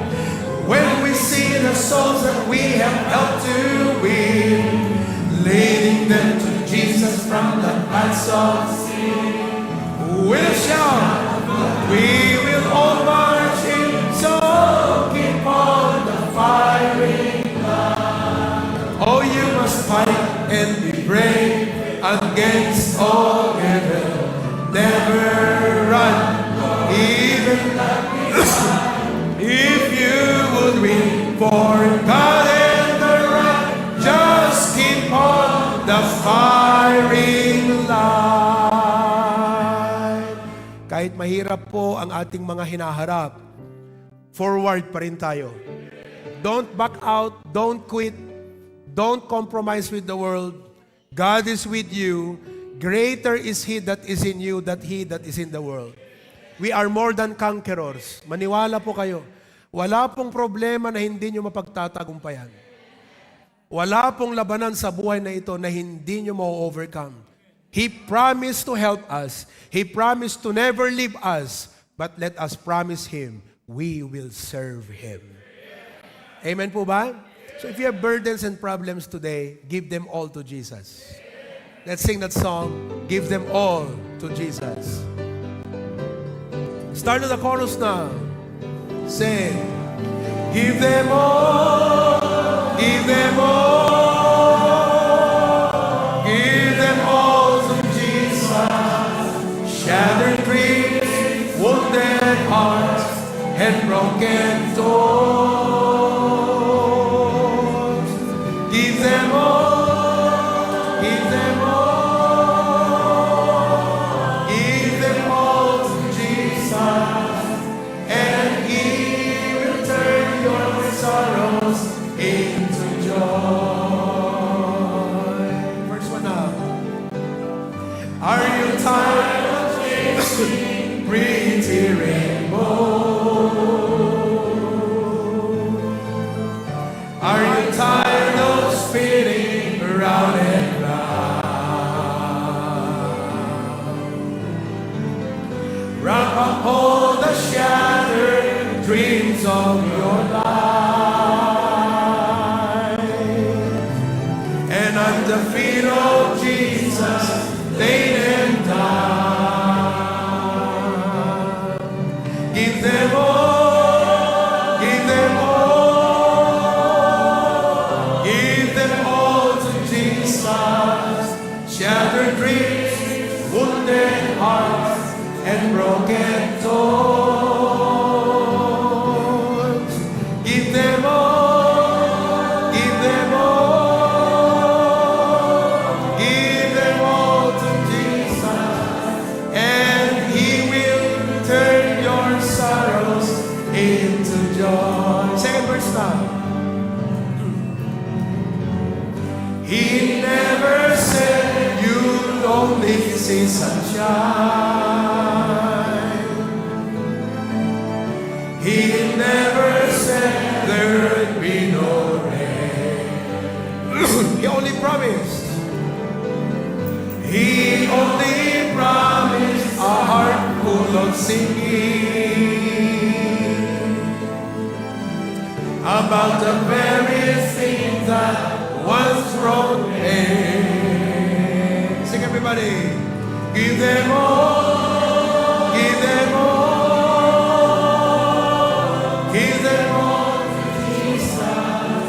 Shattered dreams, wounded hearts, and broken souls. Amen. Louder. Give them all to Jesus, and He will turn your sorrows into joy. He will turn your sorrows now. And He will turn your sorrows into joy. Dear God, thank you so much. You promised to never leave us and forsake nor forsake us. Lord, thank you. We promise to serve you, Lord. We promise to give our life at your disposal. Tulungan na kami ti pagtultuloy nga panaggimong mi itang abigat apo Diyos. In Jesus' name, amen. Be seated. Praise the Lord. Okay? So, meron po tayong mga bisita. From Lawag, we have Princess Elaine. And from San Nicolas, Jane. Rumbawa. From Nagrebcan, San Nicolas, Mary Jasmine Alegre. At gusto kong ipakilala ulit sa inyo, may isa kadagiti Bible study mi kini Ma'am Kay, idinapangkam nag-Bible study jay vegan ni Aubrey. Aubrey, tumakdir ka man, Aubrey. Ayan. Ikararag yun ni Aubrey. She is a graduate of civil engineering. Classmate dagi ni Jericho. Jericho, where are you? Jericho. Ayun. So, mapa nag-review jay Baguio City for her examination for civil engineering license. So, pag-pray niyo po sila. Ikaw din, Jericho, magre-review ka? Jericho? Magre-review ka? Hindi na. Galing ka eh. Okay, so pray for them sa kanilang review. At Aubrey is actually from Kawayan, Ilocos Sur. Pero yung aming venue was vegan. So she traveled from Kawayan to come. Kaya I'm so glad that nandito siya ngayon. Parang ang touring namin ni Ma'am Kay sa kanila noon parang mga anak. Di ba? Parang mga anak namin sila. And I praise God for that. Pray for our new outreach in vegan. Ang prayer natin, lahat ng mga tinatayo natin na mga gawain, talagang lumuusbong lahat yan. Making a difference for the Lord Jesus Christ. Kaya let's help together. You know, your life, give your life for the Lord. Alright? I don't know if we still have Australia. Andiyan pa ba sila? But we have a visitor in Australia and she is from Gataran, Cagayan. Invited by Sister Maricar. Andiyan pa ba? Wala na? Okay. Her name is Maribel Mamuad. Okay? Maribel Mamuad from Gataran, Cagayan. So glad. Umad-aduda di Australia. Okay? Andito rin yung mga coordinators natin ng Singapore, Brother Giovanni and family. And nandyan pa rin ang Tugigaraw, Castillo family of California. Ayan. Okay? To God be the glory. Magkamayan na tayo. Tumayo tayong lahat. Di kita'y taga-Bakara. Alaman nyo, di kita'y taga-Bintar, taga-Lawag, anong tawag dito? Paway, ganyan ha. Oh. Itong bata, ano tinaga mong Barok? Ha? Bakalan mo uli? Hindi. Ha? Oh, John Will, member natin to. May asawa ka na? Wala pa. Oh, but saan ka nag-stay ngayon? Nang OJT. Oh, sana na-revive ka ngayon, ha? Okay? Praise God. Yan. Si John Will from Natba. Okay? Bata yan dito, lumaki sa church. Alright. Let's sing our welcome song. There's a welcome here para masaya. Okay. Everybody. There's a welcome here. There's a welcome here. There's a Christian Welcome here. Hallelujah. There's a welcome here. There's a welcome here. There's a Christian welcome. One time. Here. There's a welcome here. There's a welcome here. There's a Christian welcome here. Hallelujah. There's a welcome here. There's a welcome here. There's a Christian welcome One time. here. There's a welcome here. There's a welcome here. There's a Christian welcome here. Hallelujah. There's a welcome here. There's a welcome here. There's a Christian welcome here. Amen. Alam niyo yung mga... Makilakas mo ba nga, Kevin? Kasam mo lang. Ako nang bahalang mag-control sa boses ko. Amoy ligidin mo unang at churches kakabsat. Uray kasanot karigat iti panagbiag. They were cheerful givers. We will come to that, yung book of Corinthians. I'll show you what Corinth looks like. And I'll show you Thessalonians, yung church sa Thessalonica. Sila po yung tinutukoy na deep poverty, but abounded to the riches of their liberality. Ibang klase po yung biyaya ng Diyos sa mga believers nung araw. Kaya tayo rin ngayon, hindi mawawala ang ating cheerful giving. So let's sing a cheerful giving song. Try me. Trust, try me, prove me. Okay? Everybody sing that together. Ready? And Bring ye all the tithes into the storehouse, all your money, talent, time, and love, upon the altar, while your Savior from above speaks sweetly. Trust me, try me, prove me, said the Lord of hosts. If a blessing, unmeasured blessing, out of me. When my wavering faith trials falters, and His guiding hand I cannot see, then in wondrous love and mercy, through His word He says to... Ulit na kayo. Trust me, try me, prove me, says the Lord of hosts. If a blessing, unmeasured blessing, I will not pour out on thee. So glad that our church has a growing orchestra.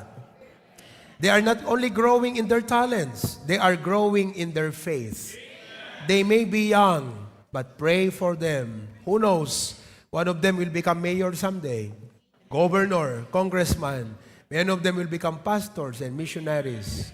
Dati, tagatugtog lang sila ng offering. Maya-maya, preacher na. Katulad dito. Amen? Pray nyo to. Sana maging pastor ito by the grace of God. Okay? Pag-pray nyo si Kiyon. Okay? Let's pray. Engineer, go ahead. Kararagdag sa once again, Apo, itid mi keng kahit tinapalos na panagyaman. Kaligiti mensahem, ngayon kami mananagan. Pero may nga challenge na po ti biyag mi kun puso mi, kada dapay nga biyag ang para kayo ka, Apo. By your grace. Iti kung daway, Apo Diyos, may subli, di iti pagkapullo, kindi iti daton, kas panang bigbig mi, Apo ken ka, nga amin nga dakada kami, Apo, naggapuken ka. So nga, Lord, thank you. Kin bendisyon amin, Apo nga magted. We thank you. Tinagan na po Jesus, agyaman kami, kindawatan mo namin dito. Amen.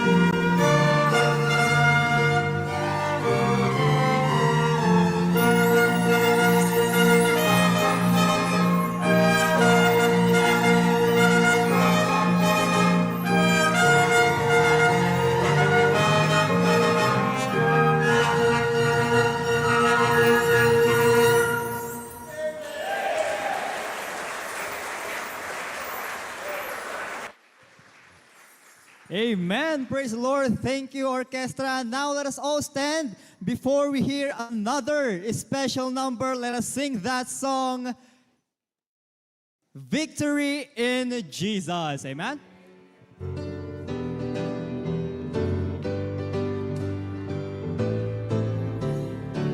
On the first. I heard an old story how Savior came from glory, how He gave His life on Calvary to save a wretch like me. I heard about His groaning, all His precious blood has told me. When I repented, oh my.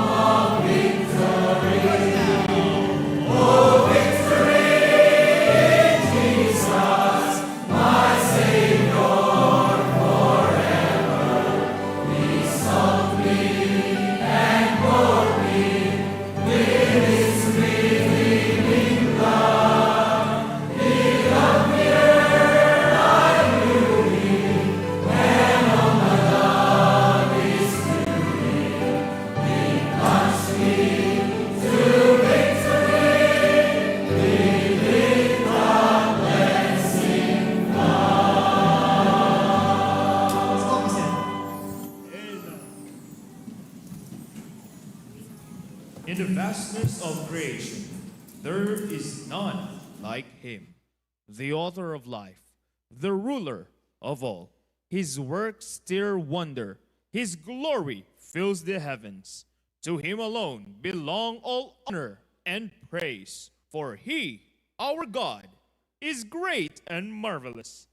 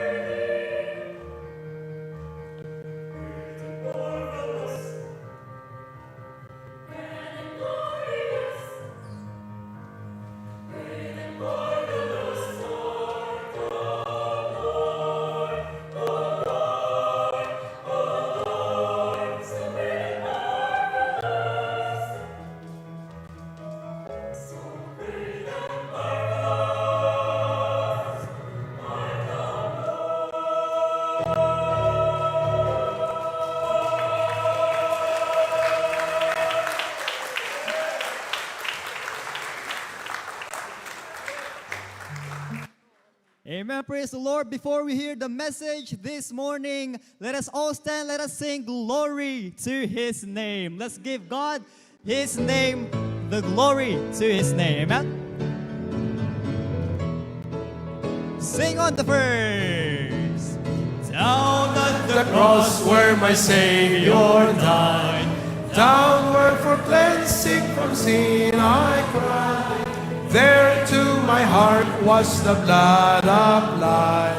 Glory to His name. Glory to His name. Glory to His name. There to my heart was the blood applied. Glory to His second verse. I am so wondrously saved from sin. Jesus so sweetly abides with me. There at the cross where He took me in. Glory to, sing everybody, lift your voice to the Lord. Glory to His name. Glory to His name. There to my heart was the blood applied. Glory to His name. Okay, be seated. Please see the pictures that will be flashed on the screen. All right. These are Bible study and fellowship activities. I don't know if the AV was able to, retrieve all those photos and videos that were posted on the coordinators. Pero I'd like to show you what happened this week. Amo yung amin kaabsat, during the early days of the church, they didn't have a building like this. The potential size of their ministry was not in a building. It was in their burden. It was in their burden. Kaya gusto kong ilay sa inyo ngayon yung burden sa ministry para, I know you are willing to serve God.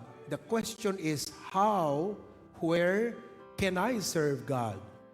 So these are one of the activities we had this week. We had the Bible studies. Go ahead. Okay. Let's see. Ayan. Di ba? Ito yung mga, mga naglilinis.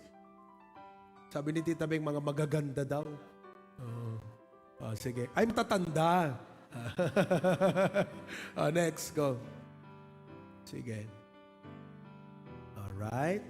Pasukin naman yan. Nakatuwa, balik mo nga. Ayan. Brother Ruel is an instructor sa MMSU. Yung Tatay Mulo, barangay chairman, tipuyo-po yan. Pero nai-involve na din siya sa ating mga Bible study. Hindi pa siya nagpipreach, pero sumasama. Malay nyo, isang araw, magiging preacher na rin. Ayan. Ayan. Okay? Tuloy lang. Salamat sa inyong suporta sa mga coordinators natin, ha? Especially, I will be out for 3 weeks, so I need you to cooperate. Diyan lang muna. I need you to cooperate with our coordinators. Dakkel ti pressure kahit ito ko kadakwada kakabsat. Kaya I need you to cooperate with them. Ayan. Yung iba online. Si Tita Mel marunong nang mag-online? Wow. Ha? Baka pati engineer, baka mamaya pati garden, online na rin yan. Mag-o-online selling na yan ng mga halaman. Oo. Amen daw. Okay. Oo. Ay ba yan? Go ahead. Alam niyo yung grupong yon? Teka, balik mo nga. Yung grupo na yon, gusto ko lang malaman nyo. Ayan, nandito yan sila. This group by Tita Mel, ano ti schedule ti prayer yun, Tita? Okay. Sila na po ang bagong katekista ng Baptist. May 3 o'clock prayer ang grupo na to. Kasi mga adults yan, di ba? Siyempre. Di ba? Every 3 o'clock p.m. every day, ag-post na ko sa group chat, done praying. I thank God for coordinators na nag-iisip paano niya papalago, ano pang kailangan gawin para lang mag-grow, ma-involve sa ministry yung mga kasama niya. So every day at 3 p.m., they pray. I am a part of their group chat. So makita ko done praying. Tapos ang grupo na to, sila yung pinaka-active na every morning, nagpo-post sila ng kanilang personal daily bread devotion. Etong grupo na to. Kaya if I am going to award a group of the year, marami po ang pwede, but on top of it, this group, the group of Tita Mel, the group of the year. The group of the year. Totoo yan. And I do not want to recognize this para palaki ng ulo, but to show you the value of what they are doing. It matters so much to our church, mga kapatid. Kung lahat ng mga grupo natin maabot yung ganong ka-active ang fellowship, ang Bible study at meeting, kahit kaunti kayo, dadami kayo. Dadami yan. Sige, tuloy mo. May mga videos pa dyan sa coordinators. You have to retrieve them. Ano to?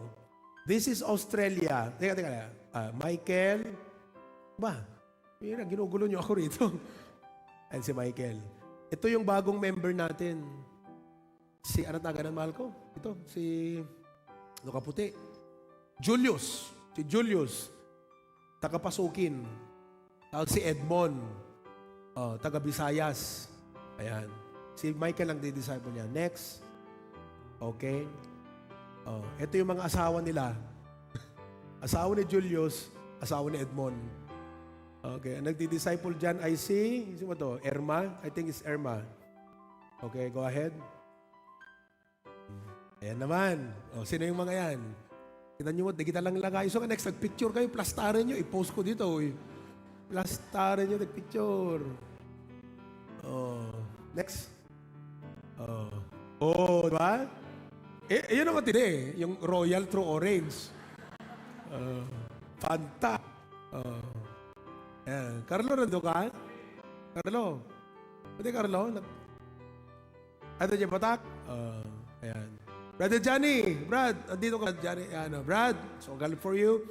Amoy ni Brother Johnny. Brad, amok na mapansin di ka doon. Aso pastor, napansin ko. Nanipod, idiinrugi naman ng ti umay makigimong. Walang absent. Prayer meeting, Sunday morning. Tilang urayik ni Brother Johnny kat Sunday afternoon. Brad. Ayan. Okay? Ay Tito Manny. Yan Tito Manny, kalawang sakit na ay ha. Pero ado sakit ni dito, hindi nyo lang alam. Nung 2 Sundays na po siya nakapag-usher, nagpaalam yan sa akin, Pastor. Grabe. Handa makaturog. No maturog, nakatugaw. No agidda, malmes, nakatugaw. Ano yung puso sabi ko dito? Meron kaming tinitake na supplement. Malaganda sa amin. Why don't you try this? Binigyan ko ng barley. Ang barley na binigay ko is one of the top brand kind of barley. Yan ang iniinom namin ni Ma'am Kay. Kakita nyo. Tingnan yung tiyan ko. Dati ganyan yan. Ngayon, di ko pinapaliit to. Normal to. Barley. Di ba? Binigyan ko si Tito Manny. Sabi ni Tita Daisy, Pastor, praise God, barley. Nakaturugan nila kay. Kung nakaturugan. Kaya nandyan na naman. Ito naman. Si Ian. Ian, payo ka nga. Ian Peralta. Ito po ay mga ministries naman nila engineer. Kasi kasama niya sa grupo niya si Ian, Brother Jonald, yan? May picture ka dito, Brother Jonald? Wala. Wala, no? Pero si Brother Jonald, isuna ti agpipreach di Bible study kadigiti naglabas. Tatani di Lunes, tinag-preach di Bible study. Digiti karpintero. Tinag-preach di Bible study. Ni Ian. Natuwa. Thank you, Ian.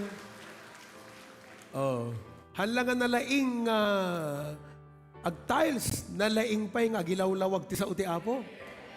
Diba? Next. Okay. Na. Ang video, Vintar, si Brother Ryan ang nag-preach. Ako po yung nagba-Bible study doon. Pero since I was not there last Tuesday night, siya yung nag-Bible study ng Vintar. Video kasi yung sinend mo, Brad, eh. Pictures lahat ito. But praise God. Do we have claveria also? Iso nga kakabsat, no, tawag dito. Ano ito? Agid daap? No, agisen kay kanu kakabsat ti picture, landscape. Amo yung landscape? Oo. Hangat yung landscape nga mula, nakapaida, te cellphone, kastoy.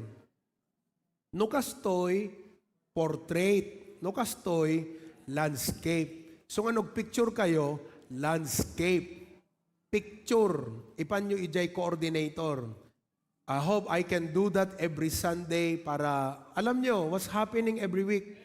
Tilaan mo yung aming kat, o may makigimong ni pastor, kangkanta tayo. You don't know. This church is not just a Sunday church. We are an everyday church. Things are happening here every day. Okay? I-retrieve nyo lang.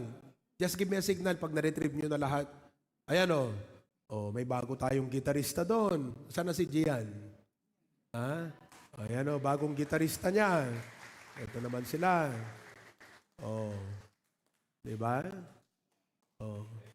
Edmar, hindi kita nakita dyan. Are you here, Edmar? You were here? Okay, good. Yung Bible study ko sa Tugigaraw, yung mga Claveria Sanchez, lang yun rin. Okay? So, when your coordinators will schedule a time for you to meet, kakabsat, do your best to meet with them, cooperate with them. Amen ba? No awang paiti, nakaibilangan nyo nga grupo, makigrupo kayo. Engineer, mabaling nga makigrupo aking ka. Go, join kayo. Ilan ba yung kasama mo dito, Dino? Marami kayo. Marami yung kasama mo. 12 disciples na siya. May Judas. 12 disciples. Biruin nyo yan. That's Jerick. Okay, continue. Di ba? Bible study to ni kanino? Diba yung taga-gitara dito? Kilala yan si Janine. Okay? Bago yon, bagong member yon. Si Harold. Di ba? Si Jerome. Pati young people, post your Bible study nyo. Yung online nyo na pay, di ba may online kayo? Sama yan. Okay? Sino to? Si? Lasam. Lasam. Kita nyo? Janine na naman. Harold na naman. Jerick na naman. Ayan. Pierre. Praise God, May Bible study si Sir Alpier. Okay? That's what we are doing. Okay? So, alam niyo po,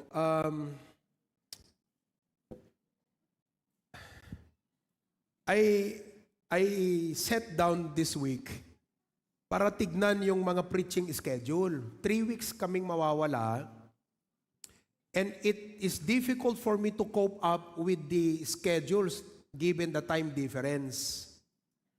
May mga i-record pa rin ako nga preaching like Sunday morning while we are away. But I will do the best I can. Pero for the very first time, nga na-realize ko, no kasanot kaado iti isagsaganak nga lesson ti kadalawas. Dua ti bigat ti Domingo, at hindi ko yan kung saan-saan pinupulot. Inaaral ko lahat yan.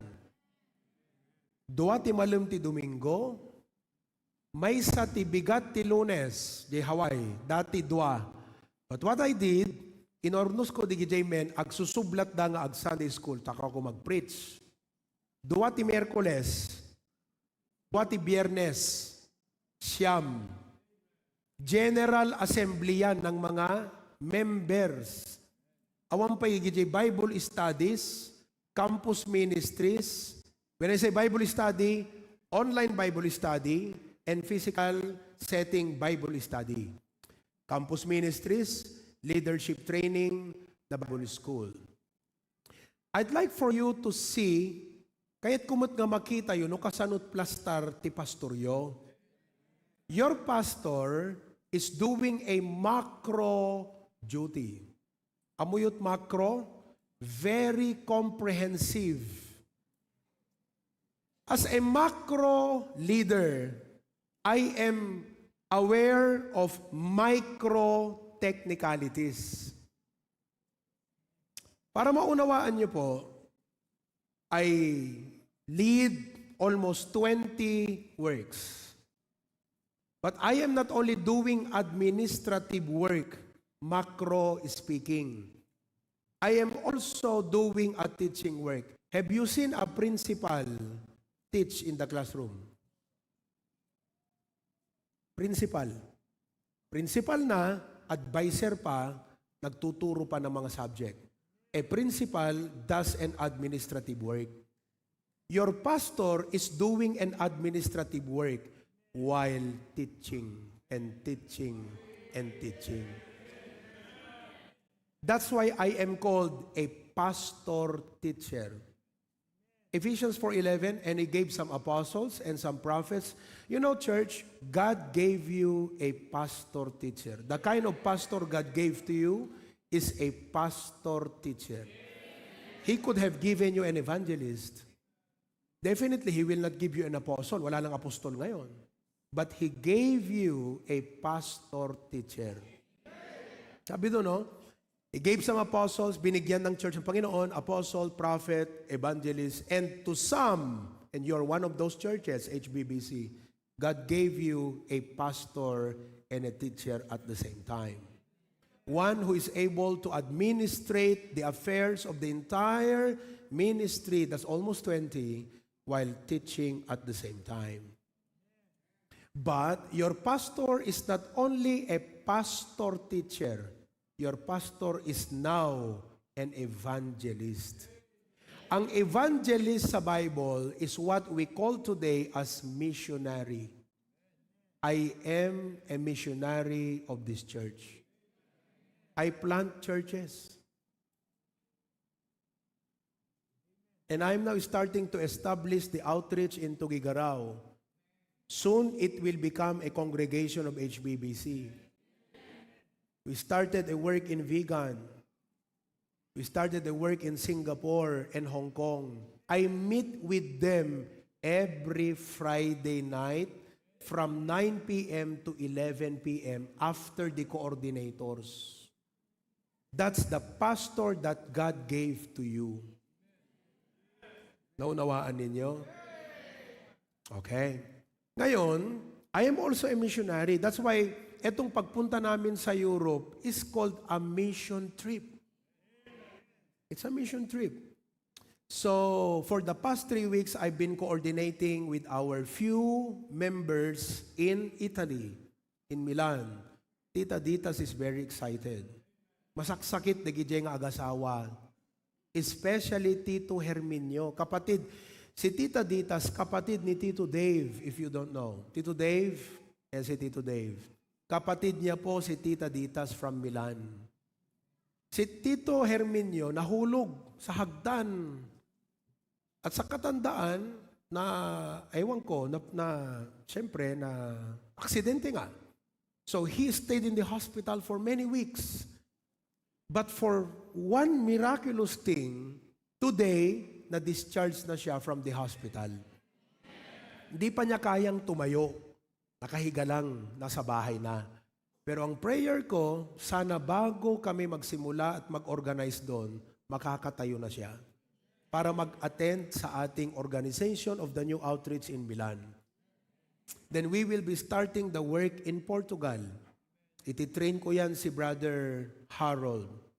So, to look at it, your pastor is a pastor doing the administrative work, a teacher, and a missionary. Saan ka nakakita ng pastor na ganun? Hindi ko po gagawin ito para buhatin ang sariling bangko. I need you to understand your pastor. I know you all want to help me, but you cannot help me if you don't understand my function. Naunawaan po ninyo? Ayan. So every week I prepare. I still have time with that very macro comprehensive work. that the Lord is given me to do for our church and ministry. At sa biyaya ng Panginoon, kahit ganon, hindi po lumiliit ang HBBC. Lalo pang lumalaki. Lalo lumalaki. So, prayerfully, sabi ko, Lord, I thought you gave me the spirit of a Timothy. You know who is Timothy in the Bible? Timothy was a pastor. He was an apprentice of the Apostle Paul. Ang sabi ng Apostle Paul kay Timothy, Timothy, amin nga nangagam kanyak, insurukan ka, isurum ti sabali, tapno kaya ng tumot nga isuro ti sabali. And he assigned Timothy to set in order those churches like Titus. So that was my heart. Administrating the HBBC, Pastor June is a church planter, he's like an Apostle Paul, kaslahan na mabanbanog, nag-drug travel, mapan ag-start ti ministry, ag-start ditoy, mapan ag-open ijay, ag-outreach pag-amamuam, adaman i-announce tan, adabarong outreach tayo, agupa tayo, race nga race ti, ganon si Pastor June. I thought I won't be like that. I was contented to be a Timothy like. Ituloy ko lang yung mga churches na sinimulan ni Pastor June, ganon lang. But with what I am doing, I never thought I was actually doing the spirit of an Apostle Paul. A pastor of pastors, a leader of leaders, and a pastor of many churches. It's the spirit of an Apostle Paul. Hindi ko kiniklaim na apostol ako, baka maya-maya. Apostle Provi Kadili, baka gawin niyo akong apostol. Hindi po ako apostol. Ang sinasabi ko lang sa inyo, the spirit. Si John the Baptist, akala nila siya si Elijah eh. Pero hindi siya Elijah. He had the spirit of Elijah. So, what I'm trying to show you is not a position or title. I'm trying to show you a function. Kung tatanungin niyo ako, Pastor, are you enjoying what you are doing? In the Lord, yes. Humanly, I did not like it. Ba't ko kukustuhin to?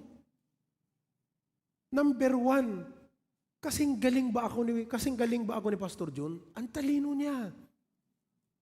Kung baga sa baril, sharp shooter si Pastor June. Ako kailangan 5 bullets before I can hit the target. Siya, only one. Bang! Hit the target. Sabi ko, Lord, itong ginagawa ko, ganito si Pastor June, I don't have that personality. I don't have that temperament. Siya, nabangbang tirupa ni Pastor John, awang babay na. I mean, hindi siya nahihiya at natatakot sa kahit sino.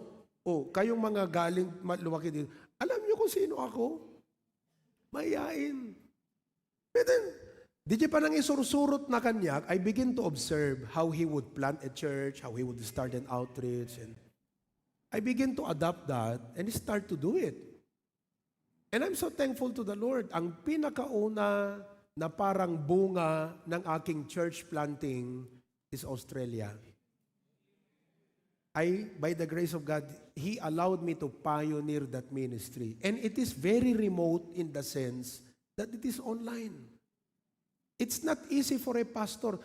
Alam nyo, may mga pastor noon, halimbawa, pastor ka nagtatrabaho ka, may gawain ka, pupunta ka lang ng Sabado, Linggo, hindi lalago ang gawain mo pag ganun.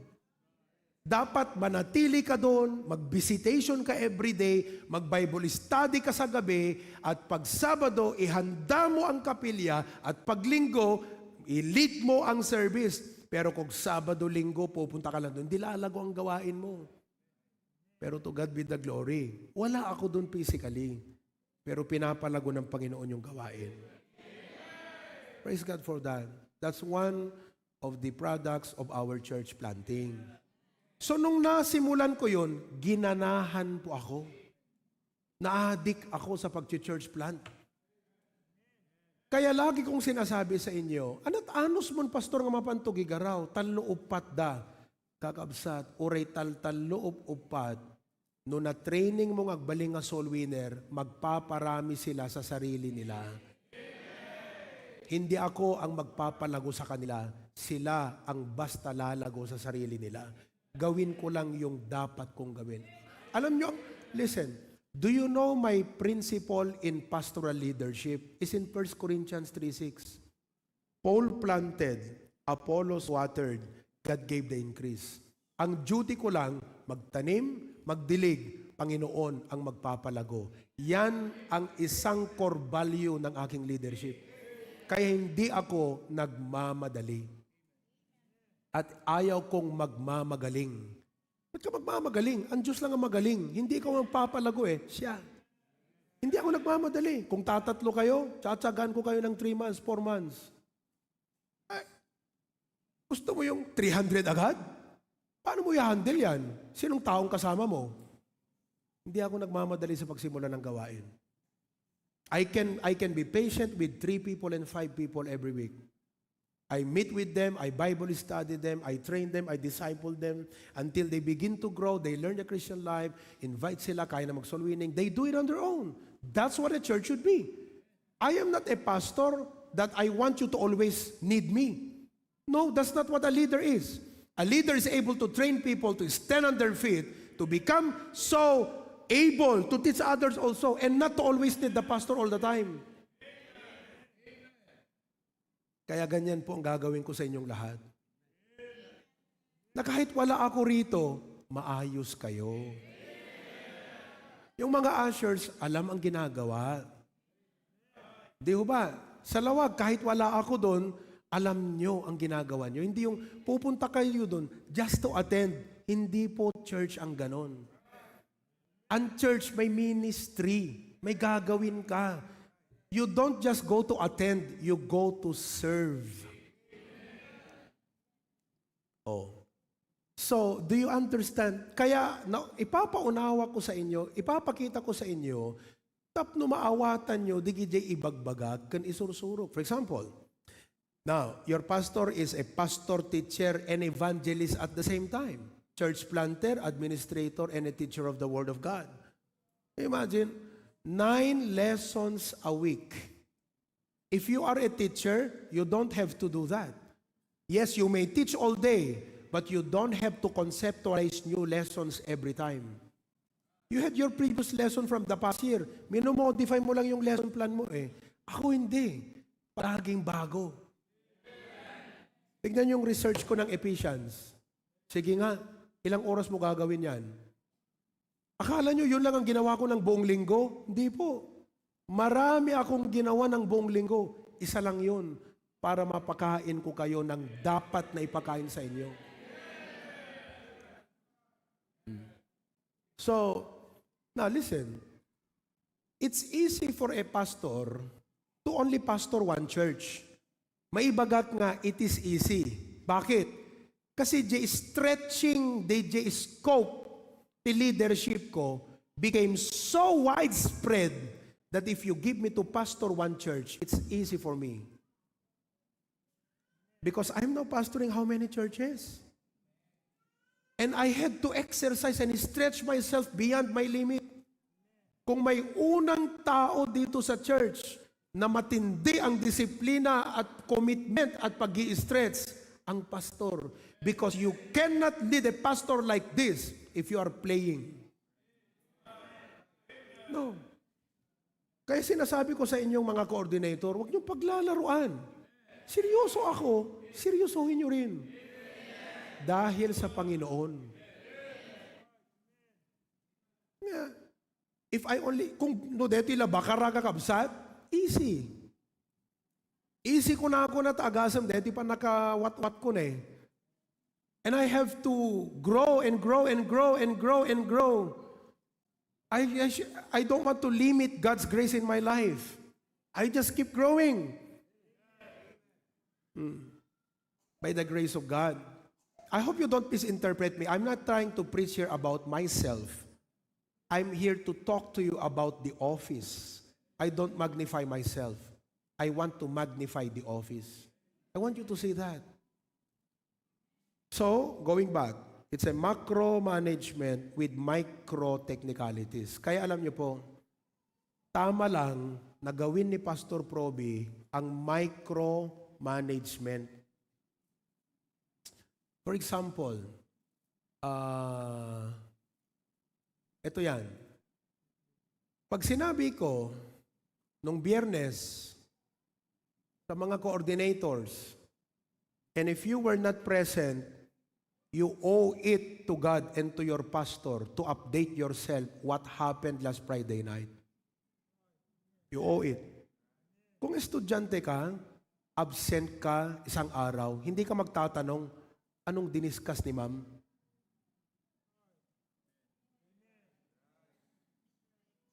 Do you understand? So if you are absent in my trainings, it is maraming absent nung Friday night. If you're absent in my trainings, you owe it to God and to the ministry to ask ano ang diniscuss ni pastor.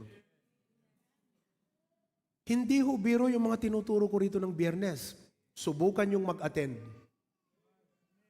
Isa sa mga tinuro ko nung isang Biyernes is the general principle on how to inspect the properties of HBBC. Na pag inaral nyo po yung aking itinuro, applicable pati sa mga bahay ninyo. Oh. Bakit? Because I am doing a macro job and I cannot ignore those micro little things. Little things you say, try to ignore them. It affects the whole thing. Ag-drive ka man, ngaglukay-lukayon de, tas ruskas talugan mo, nga naikabit yan taligay, kunam ka de, ruskas la de, ta kunam? Come on. Like, for example, ball joint. Hindi mo nakikita yun eh, ilalim yun eh, tie rod end. Katak, kuna na nga kasta. Nalukay di ruskas. Kunam ka de. Kailang, ruskas lang yan, kunam? No, you don't. That's a micro thing, but it will bring disaster if not addressed. Ganyan si Pastor Proby. Kaya pag sinabi ko sa inyo, fill upan nyo yung coordinator's report. Hangatil-tila dat ipan nyo. You're not helping me. Tapno lada, maisubmit nyo. Huwag niyong dadalhin dito yung espiritu ng mga loko-lokong estudyante ha, para lang may maisubmit. Seryoso ang ginagawa natin. Pag ako umupo na, dinadiagnose ko na po ang kalagayan ng church. Kaya nga, I check giving records. Nalulungkot ako na maraming mga miyembro, ilang buwan ng bakante ang kanilang giving. Sabi ko, Lord, hindi na ba kumakain to? Wala na bang maisusuot na damit? Sobrang hirap na ba ang buhay? At bakit pati giving hindi na makapagbigay? I see you here. Yes. But do you know how I measure your health? Giving. Numbers don't lie. You can smile all you want and show to the world you're okay. But with God, you're not. Because you're not honoring God with your substance. That's how I check the health of our church. Isa lang po yan. Kasi magpiprepare pa ako ng mga mensahe, nagti-church planting pa tayo. Naunawaan po ninyo? Yeah. So Friday, sabi ko, okay, lahat kayong coordinators, fill upan nyo yan. Okay? And I want you to give information that will help me, not information that will make you look good. Give me information that will help me. No, upat nga Domingo nga absenten, ibagam ijay nga absent, ibagam ti rason, apay nga absent. Do at that hospital, di ibagam.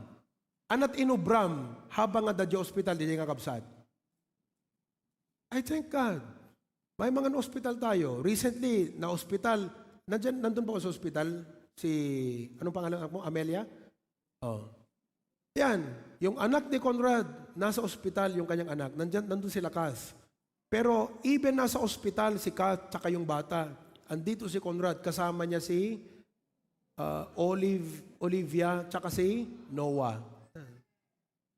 The husband and the two kids are here while the wife is in the hospital. And he is a coordinator. I thank God. Binisita nila Mang Ryan nung isang araw. They informed me, Pastor, binisita namin sa ganito. Nag-message, Pastor, thank you for teaching us. Binisita kami nila Mang Ryan and Ate Vance. And they gave them, hindi man malaki, konting tulong.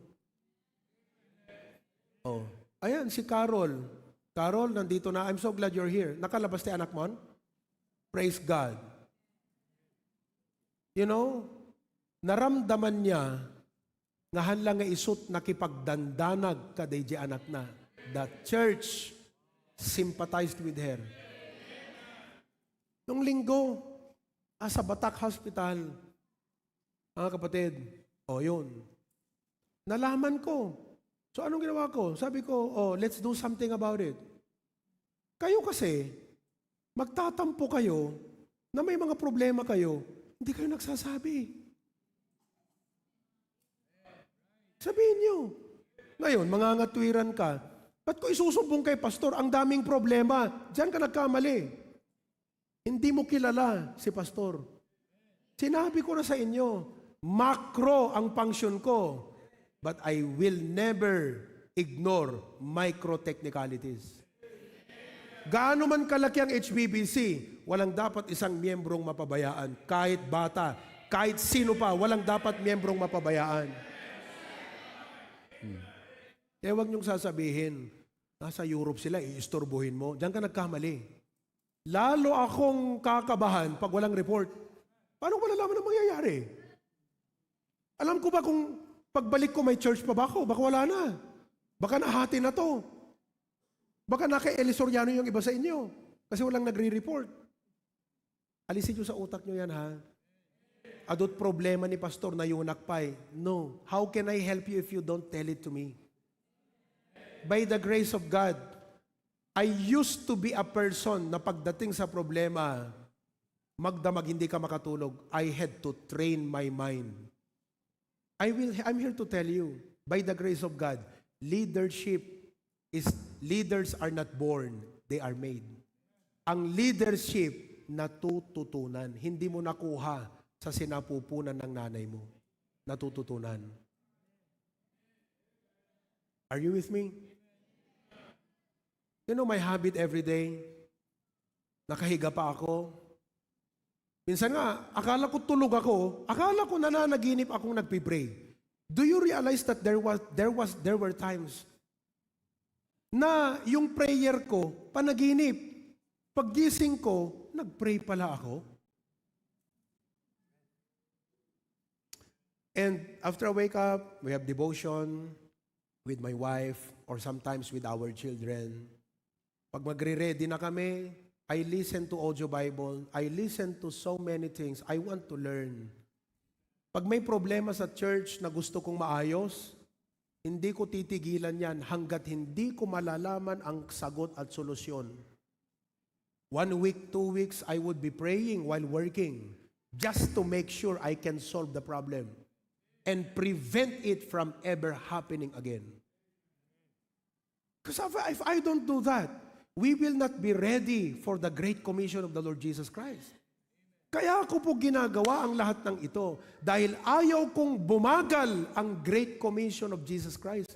Ang sabi ng Bible, then the gospel will be preached unto the uttermost part of the earth, and then the end shall come. Kaya siguro hindi pa dumarating ang Panginoon. Marami pang hindi nakakakilala ng Ebanghelyo. I have to prepare our church for that. Oh. Hello? Kaya alam yung prayer ko, sabi ko, Lord, no kasano ti kadakkel ti puso nga inted mo kanyak para ti ministry, kasjay mo ti ited mo iti misis ko, Apo. And I thank God, my wife has that heart to support me as her husband and pastor in this ministry. Oh. Nag-suggest, sabi niya, Dad, may I suggest? Oh, ano yun?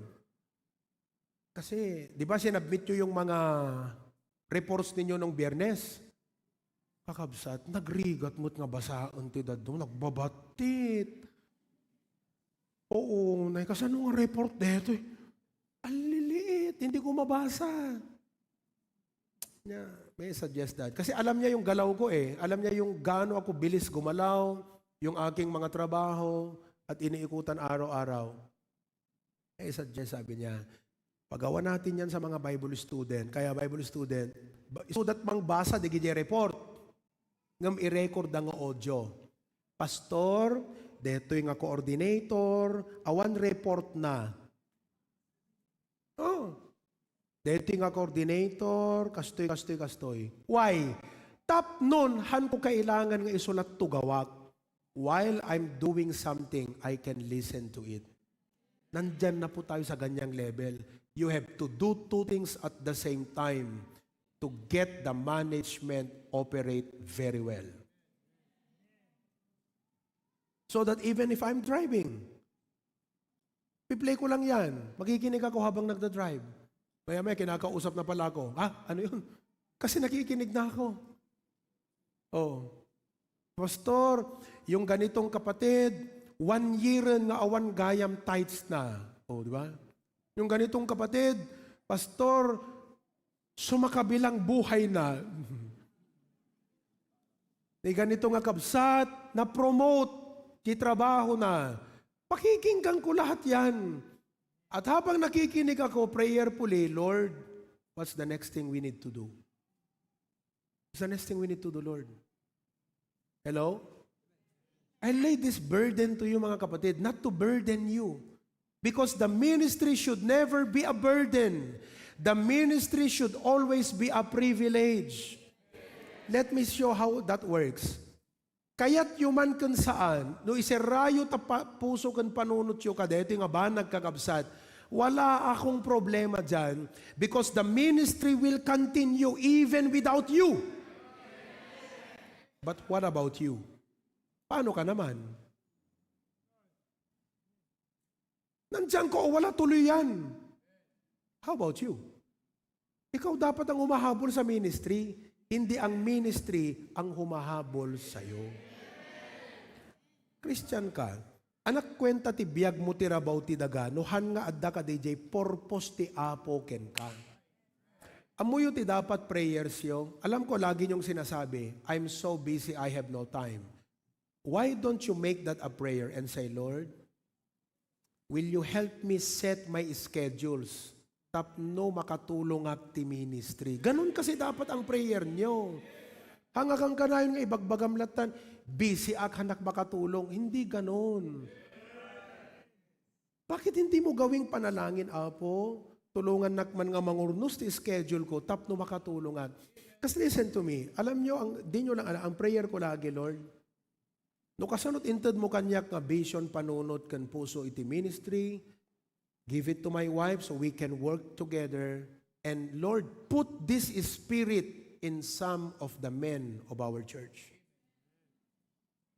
That's why I believe, when I read to you last Friday, Romans chapter 16, katulad ni Priscilla and Aquila, ni Phoebe, and all of that, may mga ganyang miyembro dito. Na hindi ko kayo kailangan pilitin. Sabi ko nga, nakakapagod din minsan yung taong ayaw na, pinipilit mo pa. At siya rin, pinipilit niya ang sarili niya. Tama na. Kung talagang binigyan ka ng Panginoon ng ganyang puso, gawin mo. Magsilbi ka ng tapat. Nga ka na yung pilpiliton. O isa ka pilpiliton bagbagin. Tapos mamaya sabihin mo, pinipilit ako. Walang pilitan. Holy Spirit. Oh, di ba? Kaya sabi dun sa Romans 16, ilagay mo nga ulit. Start natin ng verse 1. Magiging maigi to. Romans chapter 16, verse 1. I commend unto you Phoebe, our sister, which is a servant of the church. Look at that. Babae pa yan, ha? Servant of the church. Pinilit niya bang maglingkod? Hindi. Puso niya yon. Burden ang tawag dyan. You know, nakakapagtaka, adult churches nga nag-speak out, nakakatuwa, nga ti kada church, dalat takasta nga tao kakabsat. Tingin nyo ba si Phoebe walang struggle sa buhay? Walang pamilya? Walang pangangailangan? Meron! Pero ang puso niya, gawain. Kung hindi nyo pa po maaabot yung level na yan, one day, maaabot nyo yan. Darating ka, kayong mga new dito, darating ka sa punto na ang number one na sa'yo, hindi na yung gawain mong sarili, gawain ng Panginoon. At ina-adjust mo ang lahat para lang makatulong ka sa gawain. Yang puso na ganyan. Verse 2, that ye receive her in the Lord as becometh saints, that ye assist her in whatsoever business she hath need of you. Kasi nga, servant ng church. So, kailangan niya rin ng team. Phoebe is a coordinator. May team. Kumbaga, ayan, si Ma'am Kay, naglilid siya ng choir. Assist her in whatsoever business she had need of you. Bakit? Dahil sa ministering ginagawa niya. That's why today, brethren, I lay this burden to you to help your pastor. Why? Because of the ministry your pastor is doing. Nasa inyo kung isarado niyong mga mata ninyo. And you can be selfish all you want. You can be self-centered all you want. Pero mananagot ka sa Panginoon na nagbigay ng buhay mo. Hindi ka niya binibigyan ng buhay para i-enjoy mo ang buhay na to. Binigyan ka niya ng buhay para mapagsilbihan mo siya. Verse number 3, anong nakalagay? Greet Priscilla and Aquila. Laging may mga ganyang mag-asawa sa church. My helpers in Christ Jesus, sabi ni Pablo. Verse 4, who have for my life laid down their own necks. Sila yung nagsakripisyo para sa akin, sa aking ginagawa. Para lang may pagpatuloy ko yung ginagawa ko, isudat ng sagot kadagiti problema. May mga ganyang miyembro. Meron ding mga miyembro na walang pakialam. Sana hindi kayo yun. At habang sa tagal kong nagtuturo, I begin to feel wala halos ganong miyembro dito sa church na to. Lahat willing to serve. But also of the churches of the Gentiles. Verse number 5. Likewise greet the church that is in their house.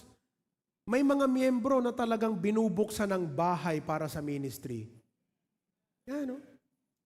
Alam mo, pag binuksan mo ang bahay mo para sa ministry, kung wala kang puso na katulad ng mag-asawang to, lagi kang galit pag may Bible study sa bahay nyo. Narugit tumanan. Nagulong tumanan. Pero alam mo, pag naging hospitality yung puso mo for saints, for Bible study, sagana tayo, plastaron tayo. Ana't iluto tayo, ana't ipagpamerienda tayo. May mga ganyang mag-asawa. Be that kind of person. Open your house for the ministry. For servants of God, for saints, and for sinners. Kung kailangan ng pastor yung bahay nyo, amen. Kung kailangan na fellowship area yung bahay nyo, open it. Kung kailangan maging Bible study para imbitahan ang mga hindi paligtas, open your house. God did not give you a house just for your family. He gave you a house for the ministry. See? Number 6. Greet Mary who bestowed much labor on us. Okay? Salute Andronicus and Junia, my kinsmen, my fellow prisoner who are of note. Amoy, kung bakit tinawag na fellow prisoner? Wala namang violation yung taong yan. Nagpabilanggo para lang samahan si Apostol Pablo. Akalain mo yun? Fellow prisoner.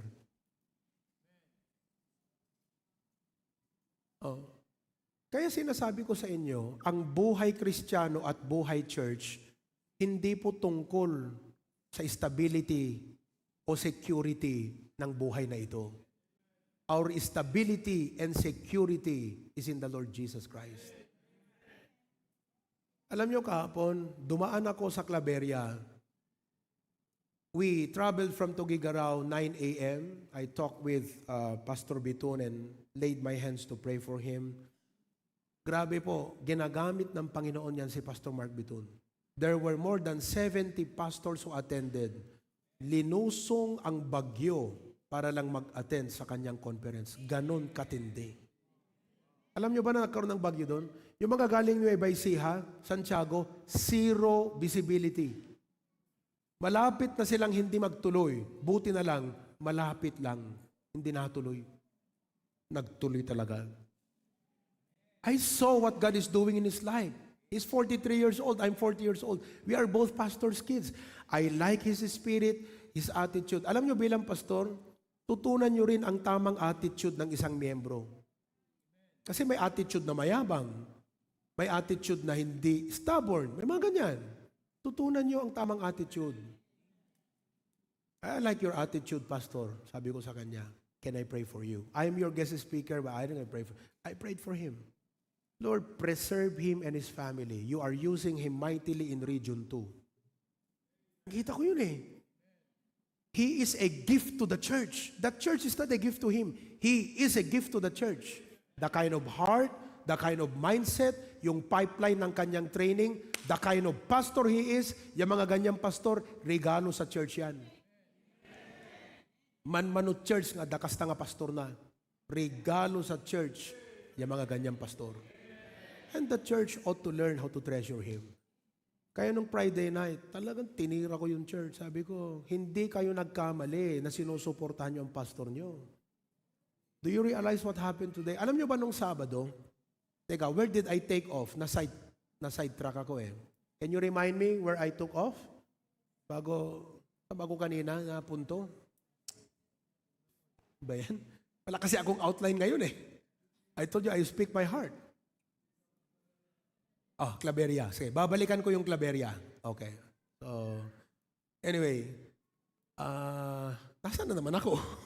Pastor Mark. I told the church. Alam nyo ba yung Saturday, they conducted a medical missions. At ang medical mission nila, legal medical mission. Maraming mga abogado, maraming mga doktor. Merong department sa psychology, mental health. May department sa dental, may department sa mga magulang na gustong magbuntis, pedya, malaki. Marami silang membrong doktor. Kaya doon ako nagkaroon ng parang pangarap para sa church natin. Sana maraming magiging doktor dito. Maraming magiging abogado rito sa church natin. Okay?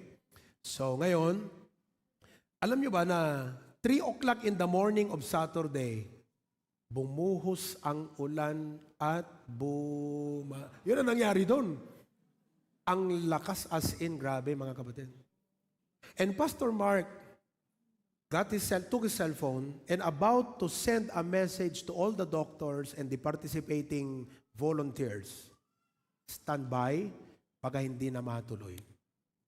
5 o'clock in the morning, 6 o'clock in the morning. Sabi niya sa akin.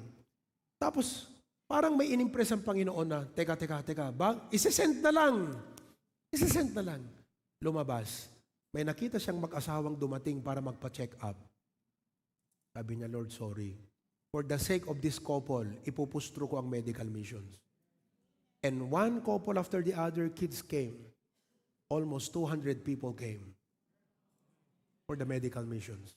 That's why I told you, he is a pastor with a good heart. Sensitive to the working of the Holy Spirit, determined to follow whatever God says. That kind of a pastor is a gift to the church. Kaya sabi ko sa mga members nila, hindi kayo nagkamali na tinutulungan nyo itong pastor nyo to. Malaking kasalanan nyo pag hindi nyo sinuportahan to. He has the anointing of God in his life. So we traveled from Tugigaraw, punta kami ng Claveria. Di pinakain kami. Sarap. Pato, pambihira talaga. Isda, pinakain kami. After we ate, nandun yung mga men, nandun si Pastor Dennis, may sakit, agas-asma. Tapos ang kumain, sabi ko, okay, pinuntahan ko sa table nila. Alright, give me your thanksgiving and your prayer request. I will listen. Kinig ako. Alam niyo, nakita ko sa tatlong yon, si Harold, si Harold, si Jeric, nagdatingan na lang yung iba later on I was listening to them. Very faithful men of the church. Very faithful men. Uray makabulang awan ni Pastor Dennis, they can help run the church. These 3 men. Amoy kanain nga prayer ko kadakwada apo, pabaknangam man, digiti nga talugot, naka-faithful daking kaapo. Yan ang prayer ko. To the point that every time I go there, I discuss with them about business. Pinupush ko yan. Magnegosyo kayo. Ikaw, Jeric, magsimula ka ng ganito. Tulungan ka namin. Bigyan ka namin ng capital. Nakontento silang dicer. Amo yung dicer? Merchandiser. Degi agur urnos ti piatos kada nobayan ta grocery. Merchandiser ang tawag doon. And they are contented with 480 pesos a day. Tapos pagsasalita sa amin, Pastor, ore adot pagkasapulan, kada kami kat awang pangarap mit kinkinabak nangan. Ada contentment ti puso mi nga pamilya. Kasi ti prayer mi, makatulong kam lang ti ministry. Mali ata yung prayer ko sa tatlong to, Lord. Silang lahat ganun. Samantalang ang dami rito, you try to get the world and forget about the ministry. While these people are training themselves to be content with what they have so they can help the ministry. You know what I told them? Kasi ako, binabasa ko yung puso nila eh. And it's not them, it's the Lord working in their hearts. Silang tatlo, agsangit na. Pastor, we are contented with what we have. Paano ko pa i-challenge yan? Diba? O, anong ginawa ko ngayon? Sabi ko, Harold, Jeric, and Michael, prepare yourselves. Someday, we will send you out. We'll send you to Bugay. We'll send you to Santa Ana. We'll send you out. Apay, narigat mo nga i-send out ti tao nga ambisyoso. Sana ka lang maaramat ti Apo no awang personal ambition mo. But even if you deny all of these things, whatever you deny for Christ, He'll bring it back to you. Kaya maraming young people dito ngayon ayaw na magsuko sa ministry eh.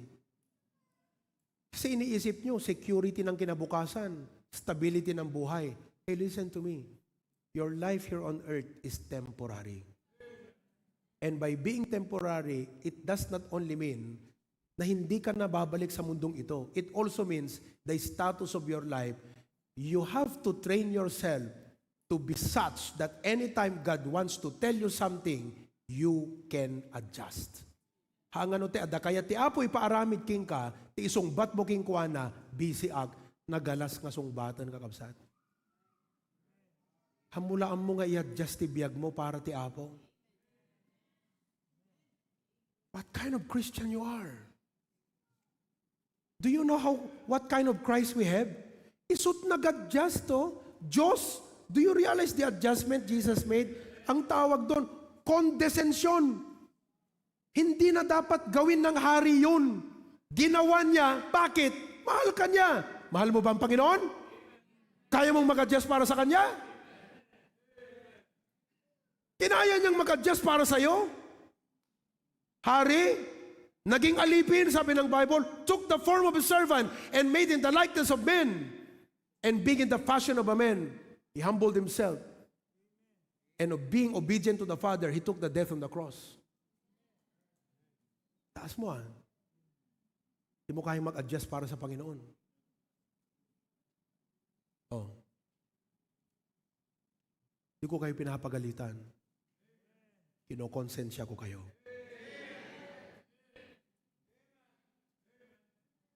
Hawak mo ba ang kinabukasan mo? Hawak mo ba ang buhay mo? Paano kung sinabi ng Diyos sa'yo, last year mo na ngayon dito sa lupa? Ano pang kwenta ng mga ambisyon mo na yan? You know why I can say this? Because this is my heart. Wherever God wants to take us as a family, we are willing to obey Him. Sinabi ng Panginoon, magsimula kayo ng gawain sa Japan, pupunta kami. Ang pinagkaiba lang ngayon, hindi namin kailangang iwan yung aking function dito para maging missionary. Kaya nga sinabi ko sa inyo, while having the spirit of Timothy, I am exercising the spirit of an Apostle Paul. While administrating churches, I am also planting churches. Kaya kailangan, listen to me, pwede namang sa ibang church kami dalhin ng asawa ko eh. Lalo sa akin, as a called pastor, doon ako iregalo, hindi sa inyo. Pwede namang idalhin ako ng Panginoon sa ibang church para yung function ko, silang tutulong sa akin. Pero ba't ako dito dinala? So I showed you this para maunawaan nyo rin sa harapan ng Panginoon what kind of pastor you have so you know what kind of member you should also become. After all, it's not about me. It's the calling of God. It's the great commission of the Lord Jesus Christ. Amen ba mga kapatid? So, while I will be out for the next 3 Sundays and Wednesday night, be supportive. Dakkel nga pakalag-anak nga pastoren, nga maamuwag, nga hangagaputa awanak, nag-absent ka. Dakkel pakalag-anak nga mapan ag church planting, nga no ag-report na ganyak, pastor, awan absent ni kastoy. Oh, praise God. Maka-bless na nga kabsat. Amen. Pastor, dito nga coordinator, idi awang ka, per me, they meet every week. Oh. Nakaka-bless yun. Yung choir, nakaka-bless ba yung, pastor, yung choir, 7 o'clock na for rehearsal, wala pa yung iba. Nakakatuwa, di ba? Oh. Tapos magkukumusta, kumusta kayo dyan? Pastor, wala pa yung mga ushers. O ano na? Second service na. Patay. Kakabsat, nang runa kadagiti bagara. Let me close with this. Tsak na po utan ta oras, oh. From here, I'll go to Pasukin. Birthday celebration ni Pastor Bear. And I thank God that church there, invited me. Pumunta ako ron. Nung linggo, celebration ng birthday ni Pastor Dennis. Hindi ako pumunta. Inaantay ko si Harold. Harold, anong plano? Kasi Pastor, mukhang wala akong parte sa programa. Hindi ako pumunta. But my gift was ready. I told them yesterday, pabiro, pira naman kayo. Sama ng loob ko dapat na hindi pumunta nung linggo, hindi nyo ako inimbitahan. Pero, I understand. Siguro you want it to be more private. Pero hindi dahilan yun na hindi ko ibigay yung gift namin kay Pastor Dennis, ha? Inikyan ko siya ng gift natin from our main church. Oh, I hope, kahit pabiro, naunawaan nila yung principle. Kung may unang tao na dapat wag nilang i-ignore, the senior pastor. Ba? Kaya pupunta ako doon ngayon. See? So, anyway, daman nalipatang ibagay tayo. Basta yun mga kapatid. Parang ang tagal naming mawawala, 3 weeks lang eh. Pero ganun talaga pagka you have a pastor's heart. You have to make sure everyone is okay and fine. Kaya let me know. Ganito pa ha. Every week, expect. Kinuha ko yung mga cellphone numbers nyo. Binigay nyo na ba? Okay. Bukas or Tuesday, kasi bukas po, I need to get another postpaid line. Yung mura lang.